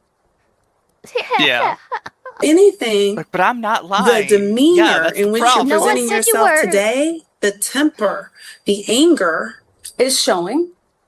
why do I think you would act differently at your apartment complex? What would you do if Yeah. this was happening next door to you? Would you complain? I don't I have would to complain, answer that. yeah, That would but be I wouldn't- extremely speculative, but I can tell you what I won't do. I won't go and get that dog poop off somebody else and hang it on someone's door. I can guarantee you that I would not. She didn't address the issue. I understand, but I would not. That's why I took it down there. Do you want to accept the standard agreement? Yeah, and please, and also don't point. It's very disrespectful and it lacks decorum for the court. And I am due that type of respect. I'm sorry. Okay, I apologize. thank you. So what is offered to you today? And I think you need to take a quick moment to yourself to think about it. Instead of completing the full hearing today, where I continue to take testimony and look at evidence related to whether or not you violated the lease. And if I say yes, and I enter that eviction judgment, you have 7 days to move out. I have no. The other option on the table, and I understand you've been in hardships before, is that you take a standard agreement to move out on your own. You avoid an eviction judgment going on your record. You Yep. move out on your own in 7 days. Okay. And then let me just fully tell you what's on the table, because they don't have to do this don't either, finish. being that we're already in the hearing. We're saying we're stopping the hearing. I want to go ahead and say, Ms. Morris, you still have 7 days to move out on your own. Take all your... Look, Miss Morris, what's happening is you are rapidly approaching the ground. You have not deployed your parachute, and right now, other people in the air skydiving next to you are trying to intervene and pull your chute for you. Let them help. Please, dear God, you're let them help. smacking their hand, and you're like, I don't want them to touch you're, my but parachute. you're My about to fucking collide into the ground at terminal velocity. Please, dear God, let them pull your chute. I don't want them to touch my chute. It's my chute. Yeah, How dare they? It's so fucking wild. your belongings and turn the keys, we will come back and dismiss the case, Your Honor. Keep that eviction judgment off your record. allow you to still seek Section 8 at a new location, albeit you had a hard time getting into this one, but you at least do understand that option's on the table. If you do not complete the first year of your lease when you're on Section 8, you have to wait a year to reapply. And I don't have anywhere to go. I have no living family members. I have no children. I've never been married. Yes, ma'am. I understand it is not an ideal situation. I'm just telling you the options that you're being presented with today. I am so sorry, Miss Morris. It does not seem like this was a good fit for you. No, it certainly wasn't. But that is where we're at this time. Well, I didn't want to move there in the first place. So for purposes of the hearing today, I do give you this opportunity to tell me what you would like to do. Would you like to continue? I always love that too, what they'll do. completion of- I never wanted to live there anywhere. The place is a pigsty. Then why are you living there and refusing to leave? Exactly. If you never want to live there, if you don't want to live there, if everything's broken, fucking, why in the, oh, what the fuck? What? Oh, that's weird. There's no way that's the actual Jeremy Renner. What the fuck, Hawkeye? The dude who plays Hawkeye. Don't worry about it. Okay, let's just continue. The hearing where I could possibly render a judgment against you and enter the eviction judgment, giving you 7 days to move, or would you like to take a standard agreement to vacate on your own and have no eviction judgment? So you're evicting me. I have not completed the hearing. Yeah, that's what's happening. But I will allow the hearing to continue, and in the end, render a judgment one way or the other. Either I'll grant a dismissal because I feel like they have not satisfied their burden. It's been dismissed once. Okay, so let me tell you, I have the papers. Well, okay, again, even if it is, even if there was some other separate case, I find that not relevant today. Okay, because I have to look at this with fresh eyes. I have to look at it from like tabula rasa, blank slate from today. Okay, and that's what I'm tasked with.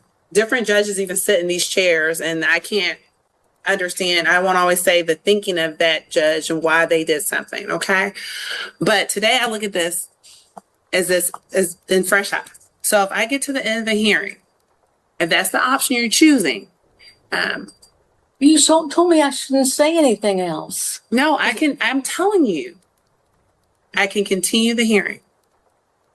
I can continue letting you question Miss Asher. No. Okay, but then, and I would not be doing this, and I'm probably even overstepping my little discretionary, because I did not think it was in your better interest to consider these two options at this time. It's so, look, the fact that she's recognizing that, yeah, she's overstepped her discretion here. Yeah, you have. And I'm not saying it's not justifiable, but at the same time, a judge overstepping their discretion. Look, at this point, you're trying to spoon feed the case to the tenant who is clearly in the wrong here. Not really fair of the plaintiff, you know what I mean? Yeah. Especially, what if she does catch on, and through all of your poking and prodding and hinting and pushing in the right direction, she actually manages to cinch this case some fucking how, right? Would that not be grounds to appeal because you basically fucking coached your way through it? Yeah, I think kind of where the judge is coming from in this is, in her mind, she's going, I'm already granting the eviction. She's already lost. Yeah, no, it's yeah, okay no, 100%. if I'm a little more lenient with keeping her out of prison. Yeah, I've already made my decision. If I was a judge, I've already made my decision on this case. Like, because she didn't say it outright when the lady asked, but it's very clear she's already decided the eviction's going through. It's just how is it going through at this point? Yeah. Yeah, it's like, look, you can choose to self-evict, or, you know, it's going to be on your record. Would you like to take a moment in the hallway and think about it? Sure. And you can even talk with, okay, take a moment, leave those right there with you. Take a moment, we'll just take a quick recess, and you can really think about your options here, okay? You can take that with you. She can take her paperwork. You can okay, yeah, you don't have, yeah, we're just saying you don't, maybe you just kind of talk about it. But that's kind of the thing, Francis Karma. judges aren't supposed to lead a horse to water. Yeah. A judge is supposed to sit there at the water and watch the horses and hope the horses come to the water on their own. Yep. And if they don't, well, And if you, that thank you sucks. for Yeah, exactly. Yeah, it's look. You can't be a hard on your sleeve attorney and end up as a judge. That usually doesn't happen. allowing this brief recess. You have a question? Nice, yeah, just so I understand. Sure. Your two options.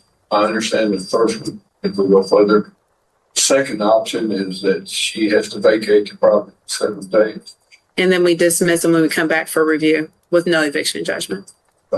So but it's 7 days with all, we would be allowed over the weekend and all this Thanksgiving.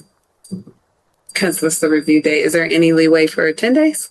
It's up. And again, I'm not trying to, I do understand There's it's a certain holiday. conditions that the behavior comes down during, whatever the period we decide, even the 7 days during the standard review that, she not continue doing these things. We'll talk about that when she's back fully on the record, that it could be, that there's some potential that it could be extended 7 days, maybe to 10. Thank you. Thank you.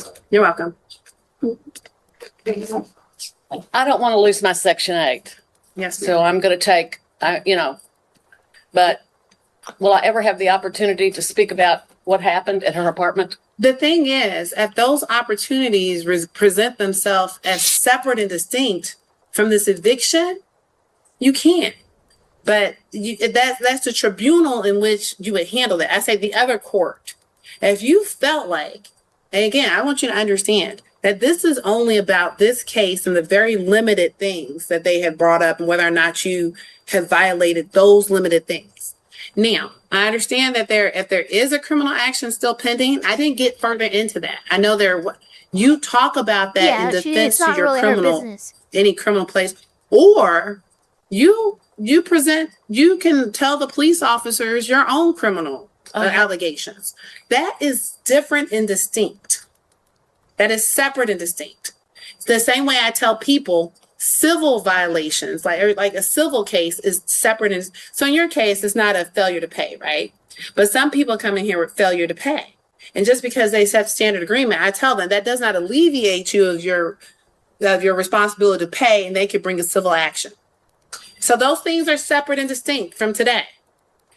The thing is, what you have to tell me, do I think it will save your eviction case? If I get an eviction, I can't move on Section 8. And I think that's one of the reasons why, so I cannot, there's no way I can possibly pack my things in 7 days. I have advanced osteoarthritis. I have Tough shit. degenerative joint disease, and I was just diagnosed about 6 weeks ago with spinal stenosis. You don't want to hear this? Fuck? I don't. I'm sympathetic to what you said. Honestly, I see people. Do you want to hear this? No, I don't. We're moving on. I don't want to hear your fucking sob story. I'm sorry. I could not care less. As much as I would love to, I cannot bring myself to care. Like every time they do this, it's like, do you have any idea how many people show up to these court cases and just immediately like People trauma from dump? all And they're walks like, of work.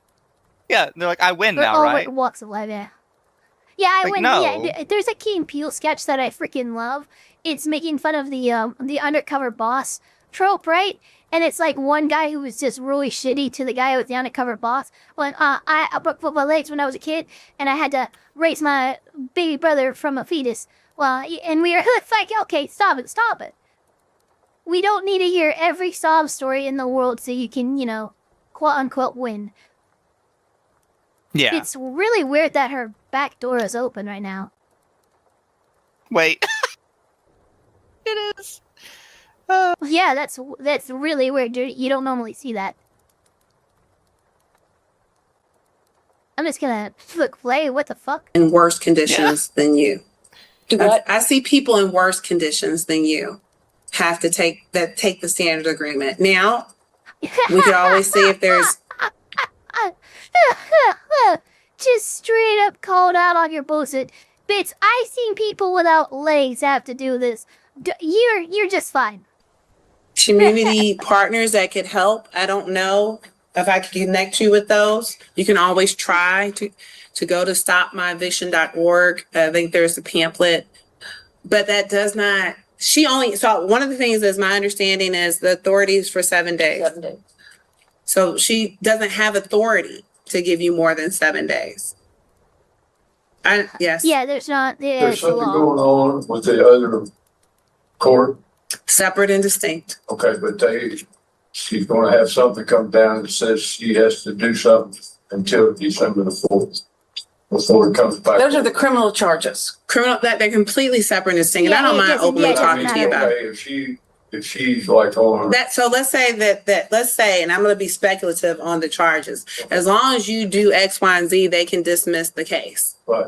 But that won't keep them from dismissing it. What we're doing here I today. understand, but what came about today, it's like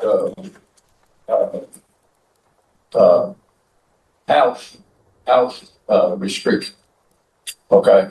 I'm just being lenient here. That is that judge's restrictions that they put related to their case. It could be such as that you understand that you're not allowed to go this way or that way, or else you'll be in violation of the court's no contact order. Yeah. That's a bond decision in a criminal case. The two can coexist. Right. At the same time. But There's if no it says conflict here. that she has to do this until the 4th, Sure. how does she do it to the 4th when she Sir, doesn't have a budget? sir, do we need to swear you in? Then you go back. You're in the observers fucking area, and you're talking and you're testifying and you're bringing up questions and arguments. Do we need to swear you in? Yeah, apparently. To the court and say I didn't meet those obligations because I was no longer there. Who is the Because they are yeah, separate and that's distinct. So And that probably is all relevant to the criminal action. yeah, so she needs and if she didn't have she was gonna have to drive home and get her release agreement. Could somebody make her a copy? Because she has to go there to the bail, I guess, and give the bail. She has to give the lease a copy to prove that she lives in that apartment. To the jail. You said she had a copy, but there's. Oh, there's a courtesy copy right I there. have that.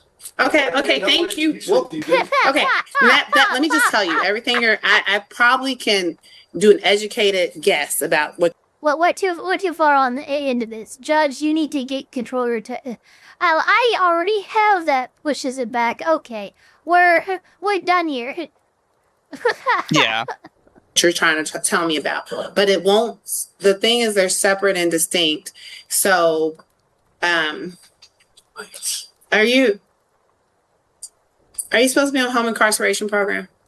Pardon me? Is it supposed to be HIP? That's what they said, yes. Yeah.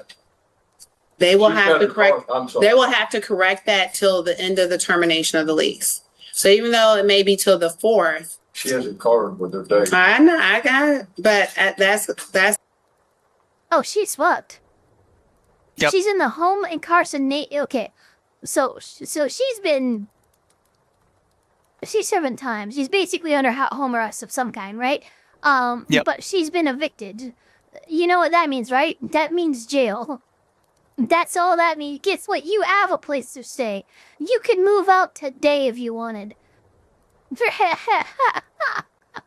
One of my chatters literally said, hey, there's always jail. I'm like, it's not going to come to that.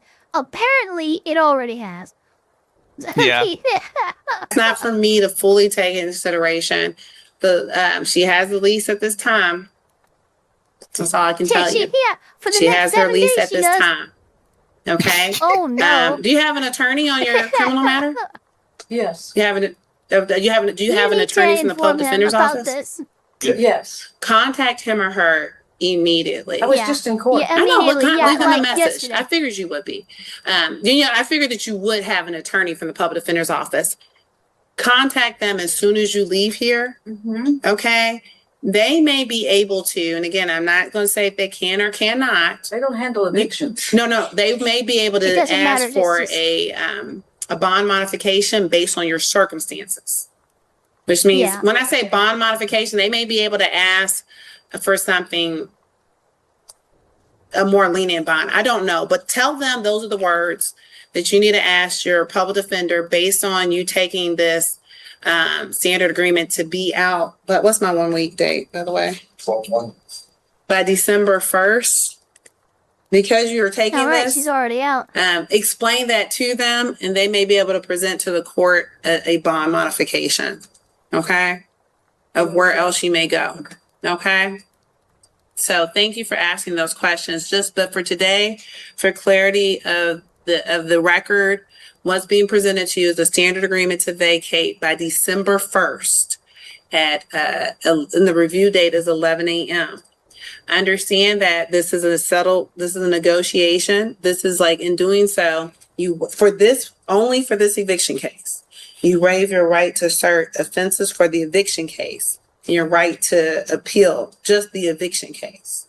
It does not close the door from you in trying to, if you felt like you had another matter that you would bring up from the foundation up, but it would not relate to Artemis this eviction. for 2. That's Joe. Like not for whether or not to grant an eviction. Yeah, Joe. If you feel like you have defenses to allegations of Well, the an police assault made a report for the criminal action, on the night that he beat me up. then you should make sure that you follow up with on that. When he beat Don't me miss up. conversations and phone calls from the police. It is just completely separate and distinct so from the funny eviction is case. she pointed to no man. So for purposes of today, I do need to know if you're willing to accept the pointed it standard down, but agreement. there's I no men on understand that it's going to be a tall task for you to get out on the 1st, but that's what's been presented to you at this time. If you're not, and this is again, you accept the standard agreement and you fail to move out by December 1st at 11 a.m., then they do get an eviction judgment. And the eviction judgment is with immediate possession. Okay? Listen to me. If they come back and ask for the eviction judgment and they get the eviction judgment, this apartment complex, them and their attorney, that's why I say they, the attorney and the attorney's client, the apartment complex. Do you think she's the actually representative doesn't for the apartment understand? complex who came to give I testimony? do. Okay. Now, Fair. I think her if mind we is come going. back on December 1st at 11 a.m. and you have not vacated, they do get an eviction judgment that day. The eviction judgment that day is called with immediate possession, which means they have the authority to get an eviction warrant from the court. They have to get that eviction warrant from the court, and then they have to take that warrant and contact the sheriff's office. This does not happen in a day or two. They can even say, I understand you're still getting out. We'll wait until we get the sheriff involved to give you time to get out. They don't have to do that at all. They may, because it's additional cost for them to get the sheriffs involved. And they don't want that cost, but they will do it. But in the meantime, if you're getting out fast, then you can ask them. They don't have to do it. If the eviction judgment was entered, is there any way we can set it aside because I did move? I'm not saying they will, but I want you to know that it's not just that you stay because you can't get out in 7 days. And if you don't, then they'll get the eviction judgment. That's an offer they're presenting to you. You would need to try to work with community partners and things like that and move out in the 7 days. It's not ideal, but it's not ideal for most people in your position. Yes, sir. We're does research on community partners, but Excuse me? Speak to you out in the hallway after you. community So for community partners, this is an eviction court diversion specialist. She understands, she knows some of the community partners that she could put you in touch with. She's not an attorney, she doesn't give legal advice, but she does have knowledge of who community partners, some that may be available. Oh, excuse me, I was on the wrong thing. I thought community partners came somewhere where you could get help to move and all. That's what I thought. They may, but they don't, it depends again, these are often. Again, she just directed you to the person who would have all the programs of people who help people, being evicted and stuff actually move. This is very common, and you could probably, the person that you need to talk to is probably down the hall to the right. It's in the courtroom. Courthouse, sorry. Volunteers, their community, Right. grants and funding, but she knows she can connect She you. can help. Okay, thank you. And again, I just don't want Yeah. to sell you false hope, No. but that's the best that we can give to you today, is to still try to connect you with those. So for purposes of the day, Ms. Morris, would you like to take the standard agreement to vacate and doing so by December 1st at 11 a.m.? Okay. Do I need to get the police reports from what happened that night? That is completely No. irrelevant to the eviction judgment. You can always get the police reports. You have an action pending. You'll have your full opportunity to defend yourself and maybe exonerate yourself in the criminal action or come up with a separate resolution. They could be they could say, Miss Morris, as long as you don't have any future violations in 6 months, we'll dismiss it. They can say, ma'am, you're on probation. As long as you don't have anything, for 2 years, it'll dismiss. There's I could go into all types of speculations, but I don't know how the criminal action pans out. But that is definitely where you get to assert your defenses to the criminal action. You speak up, you testify, you can take it to trial. You can have a jury of your peers in the criminal action if you so choose. That's just separate and distinct from today. That's separate. Yeah, that's. And so has for nothing to purposes do with of it. today, would you like to take the standard agreement that we have talked about in depth? Yes. All right, thank you so much. There you go. I'm noting that you're accepting the standard my agreement to vacate That was a by nightmare. December 12th at Don't you 1 love it? o'clock. December 12th at 11 a.m. The deputy, Say that again. December 1st at 11 a.m. That's what's on your yellow That's card. Monday. Yes, ma'am. It's 1 week. And as long as you're moved out, we come back, the case gets dismissed with no eviction judgment. We'll help you in your future tenancies, and it'll definitely help you with Section 8 in the future. So that part can remain impeccable, okay? You say it is, when you get out by the first, your Section 8 is not Effective. affected. Okay. Correct? Yes, sir. But thank you. And I wish you the best in your new location, okay? Eventually, and I know it may take some time, but good luck with everything. All right, and I also want to thank Ms. Casper and Ms. Asher for still extending this resolution to you. It's a negotiated settlement, so they did not have to do that, and I think this is showing that I think the parties are just ready to go their separate ways, okay? Good luck, ma'am. That concludes the hearing for today. Oh my God. You have got to be kidding me. I love her. What is Yeah. going on today? This is So again, day is absolutely very accurate. The judge did not have to do all that. The other side didn't have to do all that. They could have just hung her out to dry. Yeah, no, they really could have. Oh my God, sir, put that cigarette out. I don't give a crap that you are outside of your... Dude, I love that they are just featuring her too. She is one of the best judges, honestly. Just because she puts up with no bullshit. Yeah, at the end of their thing, they always show this clip of her where she's just like absolutely crashing She's out. fucking going, yeah, she's full on crash out. Which, to be fair, sometimes she has a complete right to. She was in Zoom court. Given- Yeah, no, she was in Zoom court, and I think this one is when the guy's literally smoking in Zoom court. Yeah. She's like, you motherfucker. In my Zoom court. Yeah, in my fucking court. Yeah, that's how it is. I can't believe we have this one. Oh, yeah. So, chat, for our second one today. Look, This it's is not not been a good couple about- months for DoorDash. Okay, So this is a separate DoorDash incident. Yeah, this is not the girl that filmed the guy naked. Although, by the way, update on her, she has pled not guilty to everything. So, Yes. good fucking luck on that, I guess. She's not only done that, but she also requested that the cameras be removed from the courtroom, to which the judge replied, Mizu. So now you don't want cameras involved? Yeah. Oh, so now you're worried about cameras. Very funny, in my opinion. It's amazing. Yeah, this is a pepper spray DoorDasher. Yeah, so I heard about this the other day, and when I saw the title of it, Dinner turns dangerous. I was like, this is The bad. DoorDash driver is caught. The moment when law enforcement caught up with her is all caught on camera. You have an idea what There we go. Now, what's Yeah. going on? So when I saw this, when I heard about this case the other day, I was like, this shit's fake.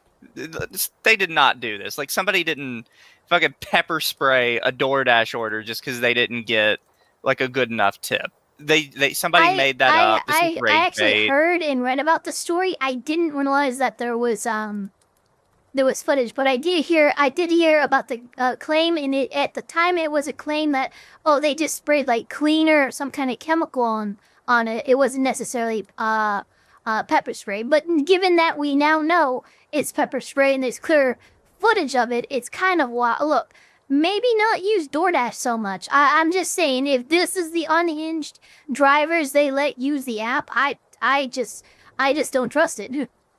Yeah, this is kind of a wild showing. I have no idea how this ended up happening. Like, holy shit. Look at that face too. Well, Toa for $5. What do you mean they were just adding seasoning? They're at. Yeah, they can't taste in nothing unless it got that burn on there. Yes, according to the guy that had this happen, they didn't think anything was wrong until like his wife basically started, like, he was doing something in another room, and all of a sudden his wife just starts choking out. Oh, Jesus. Yeah, so obviously, for obvious reasons, they freak out because, like, the wife is just in the other room dying. Yeah, that's what not the fuck normal. is happening? I already dislike DoorDash anyways, because in order to get my refund, requires me to have a phone number and call them. Yeah. Oh, that's shitty. They can be kind of cringe about that. Yeah. But yeah, so let's see, chat. What happened? Instructions extra spicy. Look, they were just following the custom order.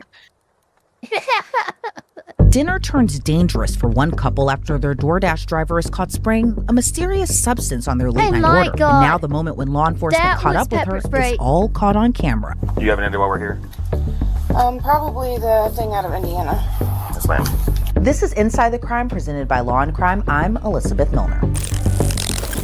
You absolute look.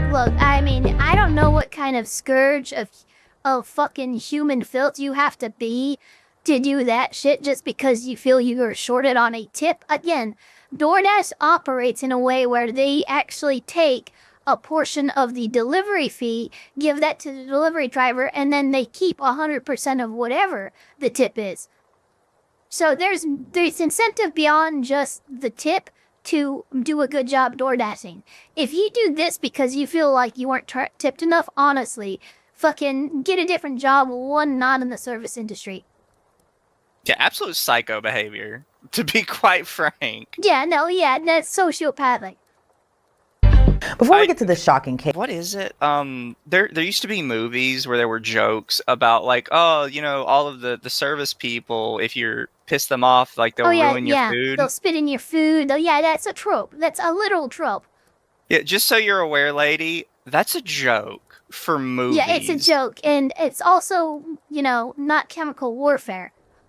So I don't know how you took that fucking move and went, you know what? This needs updating to the 21st century and maybe a low-tier war crime. Did you know there's a reason Law and Crime is the go-to spot for true crime content? Just like there's a reason Morgan & Morgan is America's largest personal injury law firm. Oh my God, They have Morgan more than & 1,000 attorneys and have recovered $25 billion for more than 500,000 clients. In the past few months alone, a client in Florida received $12 million when insurance offered just $350,000. And in Pennsylvania, another client was awarded $26 million, 40 times the insurer's offer. Morgan & Morgan makes it so easy to fight for what you deserve. You can even start a claim from your phone. So if you're injured, you can start a claim at forthepeople.com/insidethecrime. I still have to show you the Texas Hammer. Oh, I've seen the Texas Hammer. You have. Okay, good. Look, you can't be into law without seeing those fucking commercials. They're some of the best law commercials I've ever seen. Oh no, they're great. Click the link below or scan the QR code on That Texas Hammer, not fun for you. There's the one where the car is coming down the road Yeah, at him. he just or the rolls truck. up on the car and he fucking breaks open the truck that's full of gas and shit. It's like, what is happening here? I love it. Jim Cramer, the Texas Hammer. Your screen. Oh man. Now, as someone who often uses meal delivery services, this case truly makes me sick. This DoorDash driver did admit to spraying something, but she claims it was for a reason. It's December 7, 2025. We're in Evansville, Indiana. It's around midnight when Mark Cardin and his wife were waiting for their Arby's delivery order. Like so many others, they used the meal ordering service DoorDash to get their food. Once their food arrived and they sat down to eat, Mark and his wife both started getting sick. They both reportedly felt a burning sensation in their mouth, nose, throat, and stomach. Then came the vomiting. And both knew immediately something was wrong with their order.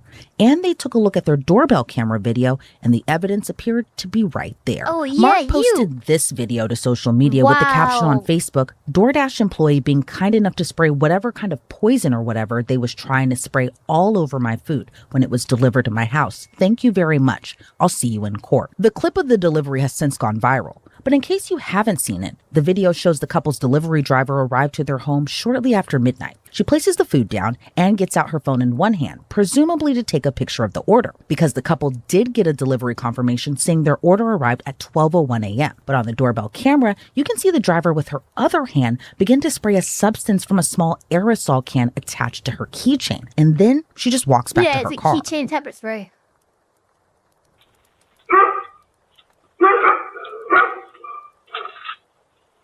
You absolute waste of space.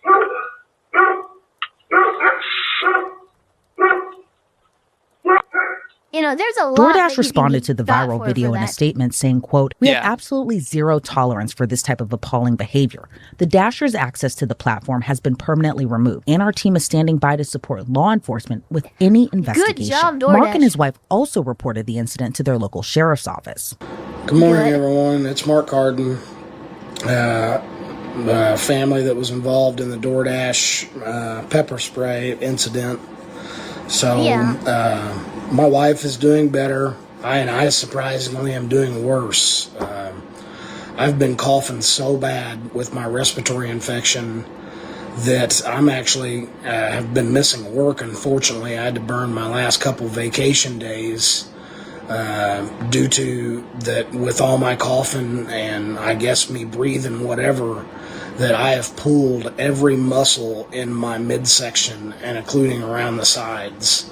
So I'm going to be going to see my primary care doctor right now to see about, why my respiratory infection is, so much worse and why every muscle in my midsection has been pulled, probably again from coughing. You can hear him. He's exhausted. So I've been asked by a million people, have you gotten a lawyer? Are you going to get a lawyer? No, I don't. I don't know what to do. So I'm posting this video to tell everybody that I am on my way to the doctor. And all right, so what you need to do, Mark, not that you'll ever see this, but what you need to do is you need to allow the criminal investigation and charges to go forward, but you absolutely get a personal injury attorney. That should be enough for this, and file civilly against this woman. Trust me, there are many attorney firms out there that will take your case pro bono or won't get paid until you get paid. There are options here, and she owes you a fuckload. Like, you need to own her fucking house and car and shit like that with the fucking bullshit she just pulled. Yeah, that's like extremely dangerous. It's not even like... Yeah. No, it's a TikTok prank. Like, no, that is ridiculous. Yeah, no, this Especially on food. This could kill people. Like, come on. that if you are a lawyer or you know a lawyer that's willing to help us out in this case, please reach out to me. I'll give everybody an update later when I get back from my primary care doctor and let everybody know what's going on. I'll see you guys later. Just wanted to give an update. Detectives with the Vanderburgh County Sheriff's Office in Indiana subpoenaed DoorDash records, which ID'd the delivery driver as 29-year-old Courtney Stevenson. But then came a slight issue. Courtney reportedly lives in Kentucky, so investigators called her and agreed to do an in-person interview. The sheriff's office says during that initial phone call, she told him that she was in Evansville, Indiana, visiting her dad. During the visit, she said she was going to do some deliveries too. Courtney allegedly owned up to using pepper spray, but she claimed it wasn't to pepper spray the food. Instead, it was used to spray a spider she saw while making the delivery. She explained to detectives she was terrified of spiders, but it doesn't seem investigators were buying that story. According to the Vanderburgh County Sheriff's Office, the overnight low temperature... You're terrified of spiders and you deadpan, dead soulless eyes look at the fucking food and spray it and go, yeah, there was a spider there. I'm so scared of spiders. Guys, do you hear it in my voice? There's panic. She actually thought that was gonna work, bro. Yeah, nah, sorry, that's not working. In their area is around 35 really scared of spiders. Yeah, oh, why did I use barramates to take care of this minor problem? I couldn't tell you. It's spiders, bro. Outdoor spiders reportedly are not active and wouldn't be capable of crawling on exposed surfaces in that type of weather. So it seemed detectives wanted to talk to Courtney more. An interview was already on the calendar. However, she called the sheriff's office back, reportedly telling them she wasn't going to come in after all. They're fucking up in Indiana, and it's goddamn December. There's no goddamn way there's a spider out there. So, next came the arrest warrant. Now it's December 12, 2025. It's a little after 10:30 in the morning, and ironically, this time, someone's at Courtney's door. How you doing? Deputy on the sheriff's office. How you doing? Are you Courtney? I am. Hey, I need to talk to you real quick, okay? Come out here for me. Okay. Give you your ID on you by chance? I do. Is anybody else here with you, Courtney? Oh, she knows here she's by in yourself. trouble. Okay. Do you have an idea why we're here? Probably the thing out of Indiana. Yes, ma'am. What's the reason why you think he'll talk to me? Get your radio turned down. I wasn't able to. I 52, actually Kentucky, had appointment to go see them today. Okay. I was getting ready to get dressed. Yeah, he told me. Sam 12345 They're not coming in. Okay, we'll come to you. If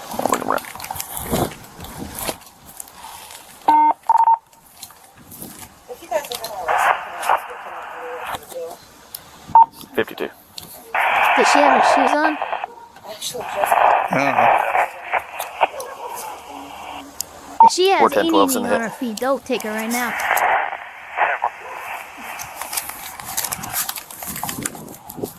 Yeah, so they're wanting you. So, yeah, you're going to be going to jail today. So you'll be in McCracken County Jail and Yep, then there it Evansville, is. Vanderbilt County will come pick you up, okay? They didn't even press charges yet. You have a warrant. I've got on here, looked up my name on the Indiana cases, and there's not even charges. You've got a warrant. They probably Hey, trust me. Look, Courtney's arrest warrant. Look, your online fucking reporting thing, yeah. All of this that's happening right now, that happens first, and then those charges go on to the fucking, on a site. You don't get, oh, the charges are up there, I'm a fugitive. No, that would just be a nice display. Like, oh, hey, I know I need to avoid the police right now because they publish charges against me. No, they do the arrest, and then the charges happen.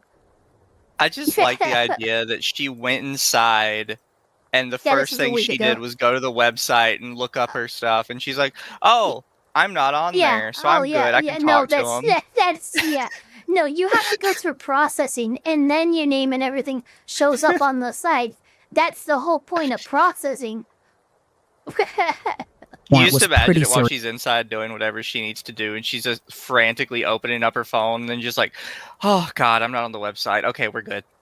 Yeah, she's fine. And then after she puts her phone away, thinking you know she's good, the knock happens.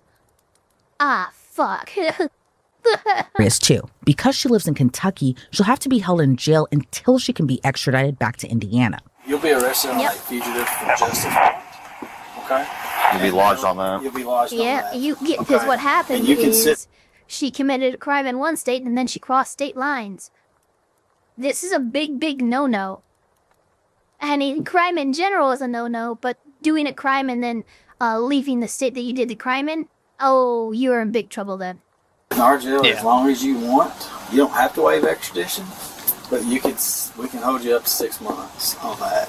So if you waive extradition, that gets you back there quicker. To get a bond, they'll face your charges. And then they'll give you a bond at that point. Does that make sense to you? So that's just, I mean, that's up your free right, whatever you want to do. If you don't want to waive extradition, you don't have to. But then at that point, in 6 months, they retrieve a governor's warrant. Okay, so they're going to get you. Oh, we are no longer in court. But it's a lot of There we paperwork. go. It's a lot of time that you Get in have my to sit down civvies. here. So as quick as you can waive extradition would be. So I know you mentioned putting underwear on for go to jail. So we're both males, so we obviously can't go in there with you and watch you change. Once we have eyes on you with a warrant, we keep eyes on you. Okay, I'm okay with us going inside the house with you.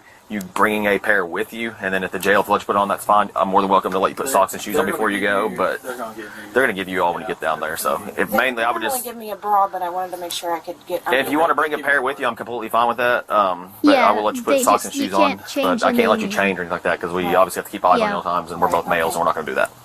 So if you want to step in there, we'll step in there with you. Is that okay? Yeah. No dogs or nothing like that? No. Nobody's in here, correct? Cats, just cats. Okay. It's a little messy. Yeah, Now my looks like mom some and, Christmas mess. stepdad will be home eventually. Okay, it looks a Pink little more than cowboy Christmas hat. mess. Jesus, that whole room is. Oh my god. Okay. Yeah. You're Now fine. we got a hoarder. Look at that room. That is ridiculous. No one's gonna let me keep in there.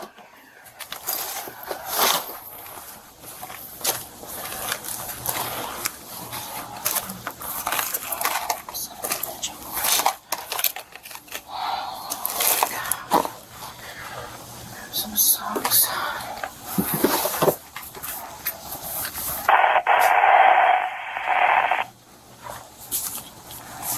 This is a lot of stuff.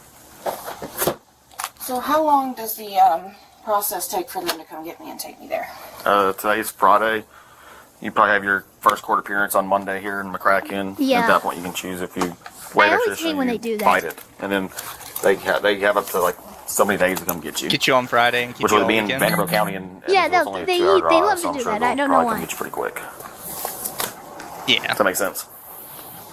Even though she's going to be held much longer than just for the weekend, they still chose to get her on a Friday. Like, Exactly. look at that. You could have grabbed her at any point in time. It's fine. Do you want to bring a jacket? It's hot in the car, and you're going to go right to the jail. So I would suggest not. Yeah, So, you got shoes on? that's just going to end up another thing for I the have jail to money keep track right there in that purse. Am I able to grab some to get booked with so that I can make phone calls? Where's it at? It's in that purse right there. Then go over and step that way, and I'll watch you Oh, grab she through it, or I'll knows grab the it if you don't mind me getting the purse for you. Just make sure there's no weapons or nothing. So- Okay. It's on. of. The fact that she knows that she can use the money that she brings with her to make phone calls and, use the cantina and stuff like that. Yeah, you've been through this before. Yeah. On the side of Where? this. The money's in I this guess little I'm not pouch. You want all of it to go with you? No, just like the 20s right there. This right here? Here, I will let you pick however much you want. If you would take it all with you, that's fine. I don't want to book all of it in just in case. You want to leave it out like that, or you want to put it back in the purse? It doesn't. Look, Okay, I'm we'll go just here. saying. You should probably You can bring lock it all with you. You're not You need to lock up? leaving jail anytime soon. Probably. You have a key, or are you just going to lock it? They have a key. Okay. It doesn't matter. I'm not going to break it. Understand that? Check, you're right about that. Career criminal behavior, exactly. A wee bit, yeah. Just stay at the back of the Durango right there, the back hatch. They're being very kind to her, though. Just hang out for me. Yeah, no, she's getting kid gloves right now. Did he confirm that extra or not? I'm a little worried that you said right now. Confirm yet. Because everybody is No. I mean, usually they'd cuff her at the porch and lead her into the cruiser in cuffs. I guess she's been very compliant and cooperative, so. Just right over here. Yeah, the church walks past. Okay. Hey. I don't know. Can I see your phone? Yeah. Okay. Alrighty, they want you, okay? So go ahead. Now we'll go over here. Stand right there. I don't want to drop your phone and break it, okay?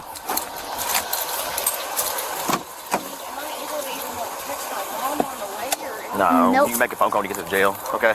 Put your hands behind your back for me. Sorry. This one, you're under arrest, okay? And here we go. There's the cups.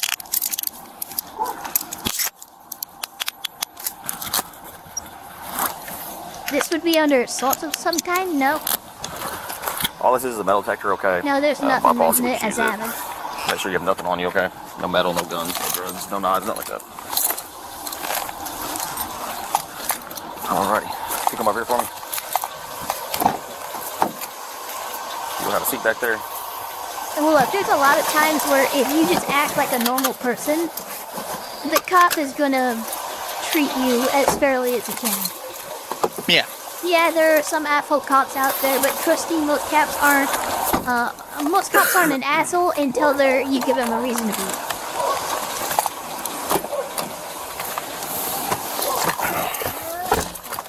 Do what? Yeah.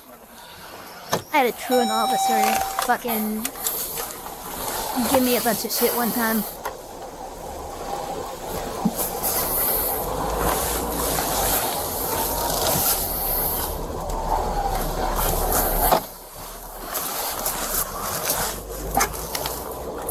Yeah, no, she's not resistant. She's being very cooperative.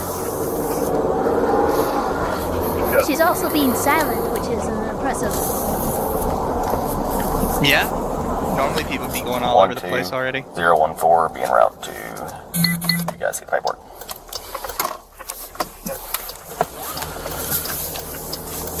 Yeah, but her violation was also a lot more like planning Courtney and Stevenson was malicious charged with intent 2 counts of involved, not battery like resulting in moderate injury. Yeah. 2 counts of battery resulting in moderate injury. There are some states that have specific laws regarding the inappropriate or unjustified deployment of pepper spray, tasers, etc. So she's lucky she only got 2 charges. Well, there's that. Some states have specific laws against specifically chemical tampering with food. Yeah, that's a big one too, yeah. So I'm surprised there was no like chemical tampering with food that was included Yeah, on that. That could have been, yeah, she could have been facing 5, 6 charges.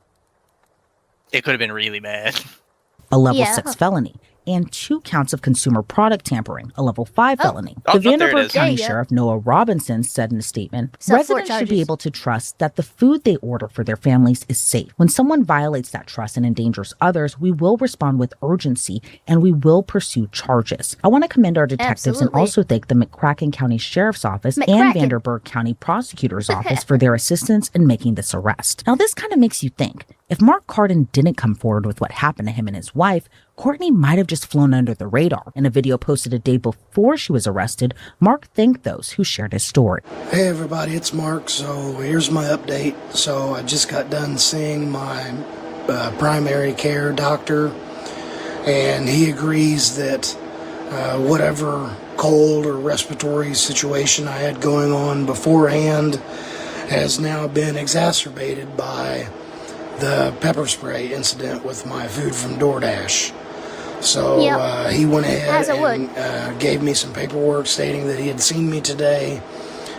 He gave me some medication to get my respiratory system, back online, Probably hopefully, some and more feeling better, aggressive and get my antibiotics. throat feeling better. And gave me some medication to help with my back and my lungs, my back and all my muscles from so much coughing. So just wanted to give everybody an update that I did go to the doctor. No such thing as a clean bill of health till we know exactly what's going on, but he seems to think that the medicine that he gave me will help get this all out of my system and get me better. So I'll post another update here in a few days. Watch this guy freaking Until die. then, everybody be safe. And if you order any food, make sure you're checking your cameras. Like, that's kind of a thing too that would apply what you would call the eggshell defense. So if during proceedings or during this whole process, right, he dies and the reason cited is his respiratory infection, which you made worse with your criminal action, you are now liable absolutely for his death. It's called the eggshell defense or eggshell argument. So yeah, you're in a lot of potential trouble here, on top of the 4 charges that you are just facing. Something I was curious about, are they the only ones she's done this to? I mean, as far as we know. I But mean, the that's thing kind is, of a the way question, she though, did it because, so like, casually. anything unreported. Yeah, exactly. She did it kind of like she's done this before. Yeah, like, 'cause And it's, maybe what she did is thinking, no like- small thing. Yeah, no. It was, I mean, she had that shit on her keychain ready to go. Like, this is just something that she does to people who don't tip enough. Yeah. So I just She's shared just this so on casual about it. TikTok, Yeah. so I wanted to share it here as well. You know, with everything going on, I don't think that this would have been pushed as far as it has been if it wasn't for all of you guys helping me. Everybody on Facebook, Instagram, TikTok, all of you guys have been sharing this, commenting. I've been messaged by people I don't know. I've been messaged by media, news media. I've been getting phone calls. Yes, I've you been could be getting charged with murder emails. if I've you been died. getting calls from people I haven't seen in 10 years. So I wanted to thank everyone that has helped get this information out there to see this person get prosecuted. I want to thank you from the bottom of my heart. I wouldn't be able to, you know, probably go after this person if it wasn't for you guys helping. Social media is a very powerful tool, and I hate that I even had to make this video. I hate that you guys even had to share it. But this information wouldn't have gotten out there and wouldn't have gotten spread as far as it has if it wasn't for you guys. And I'm not a live personality person, so you'll have to forgive me for not having any fancy edits in any of my videos and stuff like that. I get on TikTok and Facebook to watch funny videos. So again, the only reason for this message is to thank each and every one of you from the bottom of my heart. As of this recording, online records show Courtney Stevenson is still in the McCracken County Jail in Kentucky after waiving extradition. She'll be held without bond until she's transported to Indiana. Thanks for tuning into this episode of Inside the Crime. I'm Elizabeth Milner. There you go. I don't know. She kind of read to me as somebody that would like fight every single thing tooth and nail. I don't know. She But, kind of. I really do think she just understands she fucked up bad. But those are the only two I had don't know about any. Yeah, that's pretty good. I'm alright. I have people trying to draw me into a Elder Scrolls TTRPG session. Oh, right now? Yeah, in like 30 minutes. Ah, yeah. Well, then I guess we could stop there if you're fine. Yeah, that'd be a good stopping point. And then you can do your Elder Scrolls. Yes, indeed. Yes, indeed. Thank you very much, chat, for everyone watching. Don't forget, for both me and Mizu, to like, comment, subscribe, hit that notification bell as hard as you possibly can. And we'll see you all in the next one. And thank you for the Dojin character again, chat. Also, Yes, it's chat, very I'll, awesome. I'll be back later tonight to probably play some Arc Raiders with Akko and discuss some other topics. Like a baller. But until then, I'm going to send you guys to Dama. Please be good for Dama. I'll send you guys to Gotcha. someone I don't know yet. Bye, chat. Hey, we'll figure it out. I'll figure. Bye, I'll guys. try. I'll try. Love you guys. Oh my god, the freaking Oh no! Oh, stream settings. There it is. They changed the UI on me, and I just learned how to do everything. Yeah. The UI on what, YouTube? Yeah, on YouTube. Oh, yeah. Mine's actually been changed for a while because they gave me access to the new features, so I've had time to get used to it. Okay. It seems like they were rolling it out slowly over time.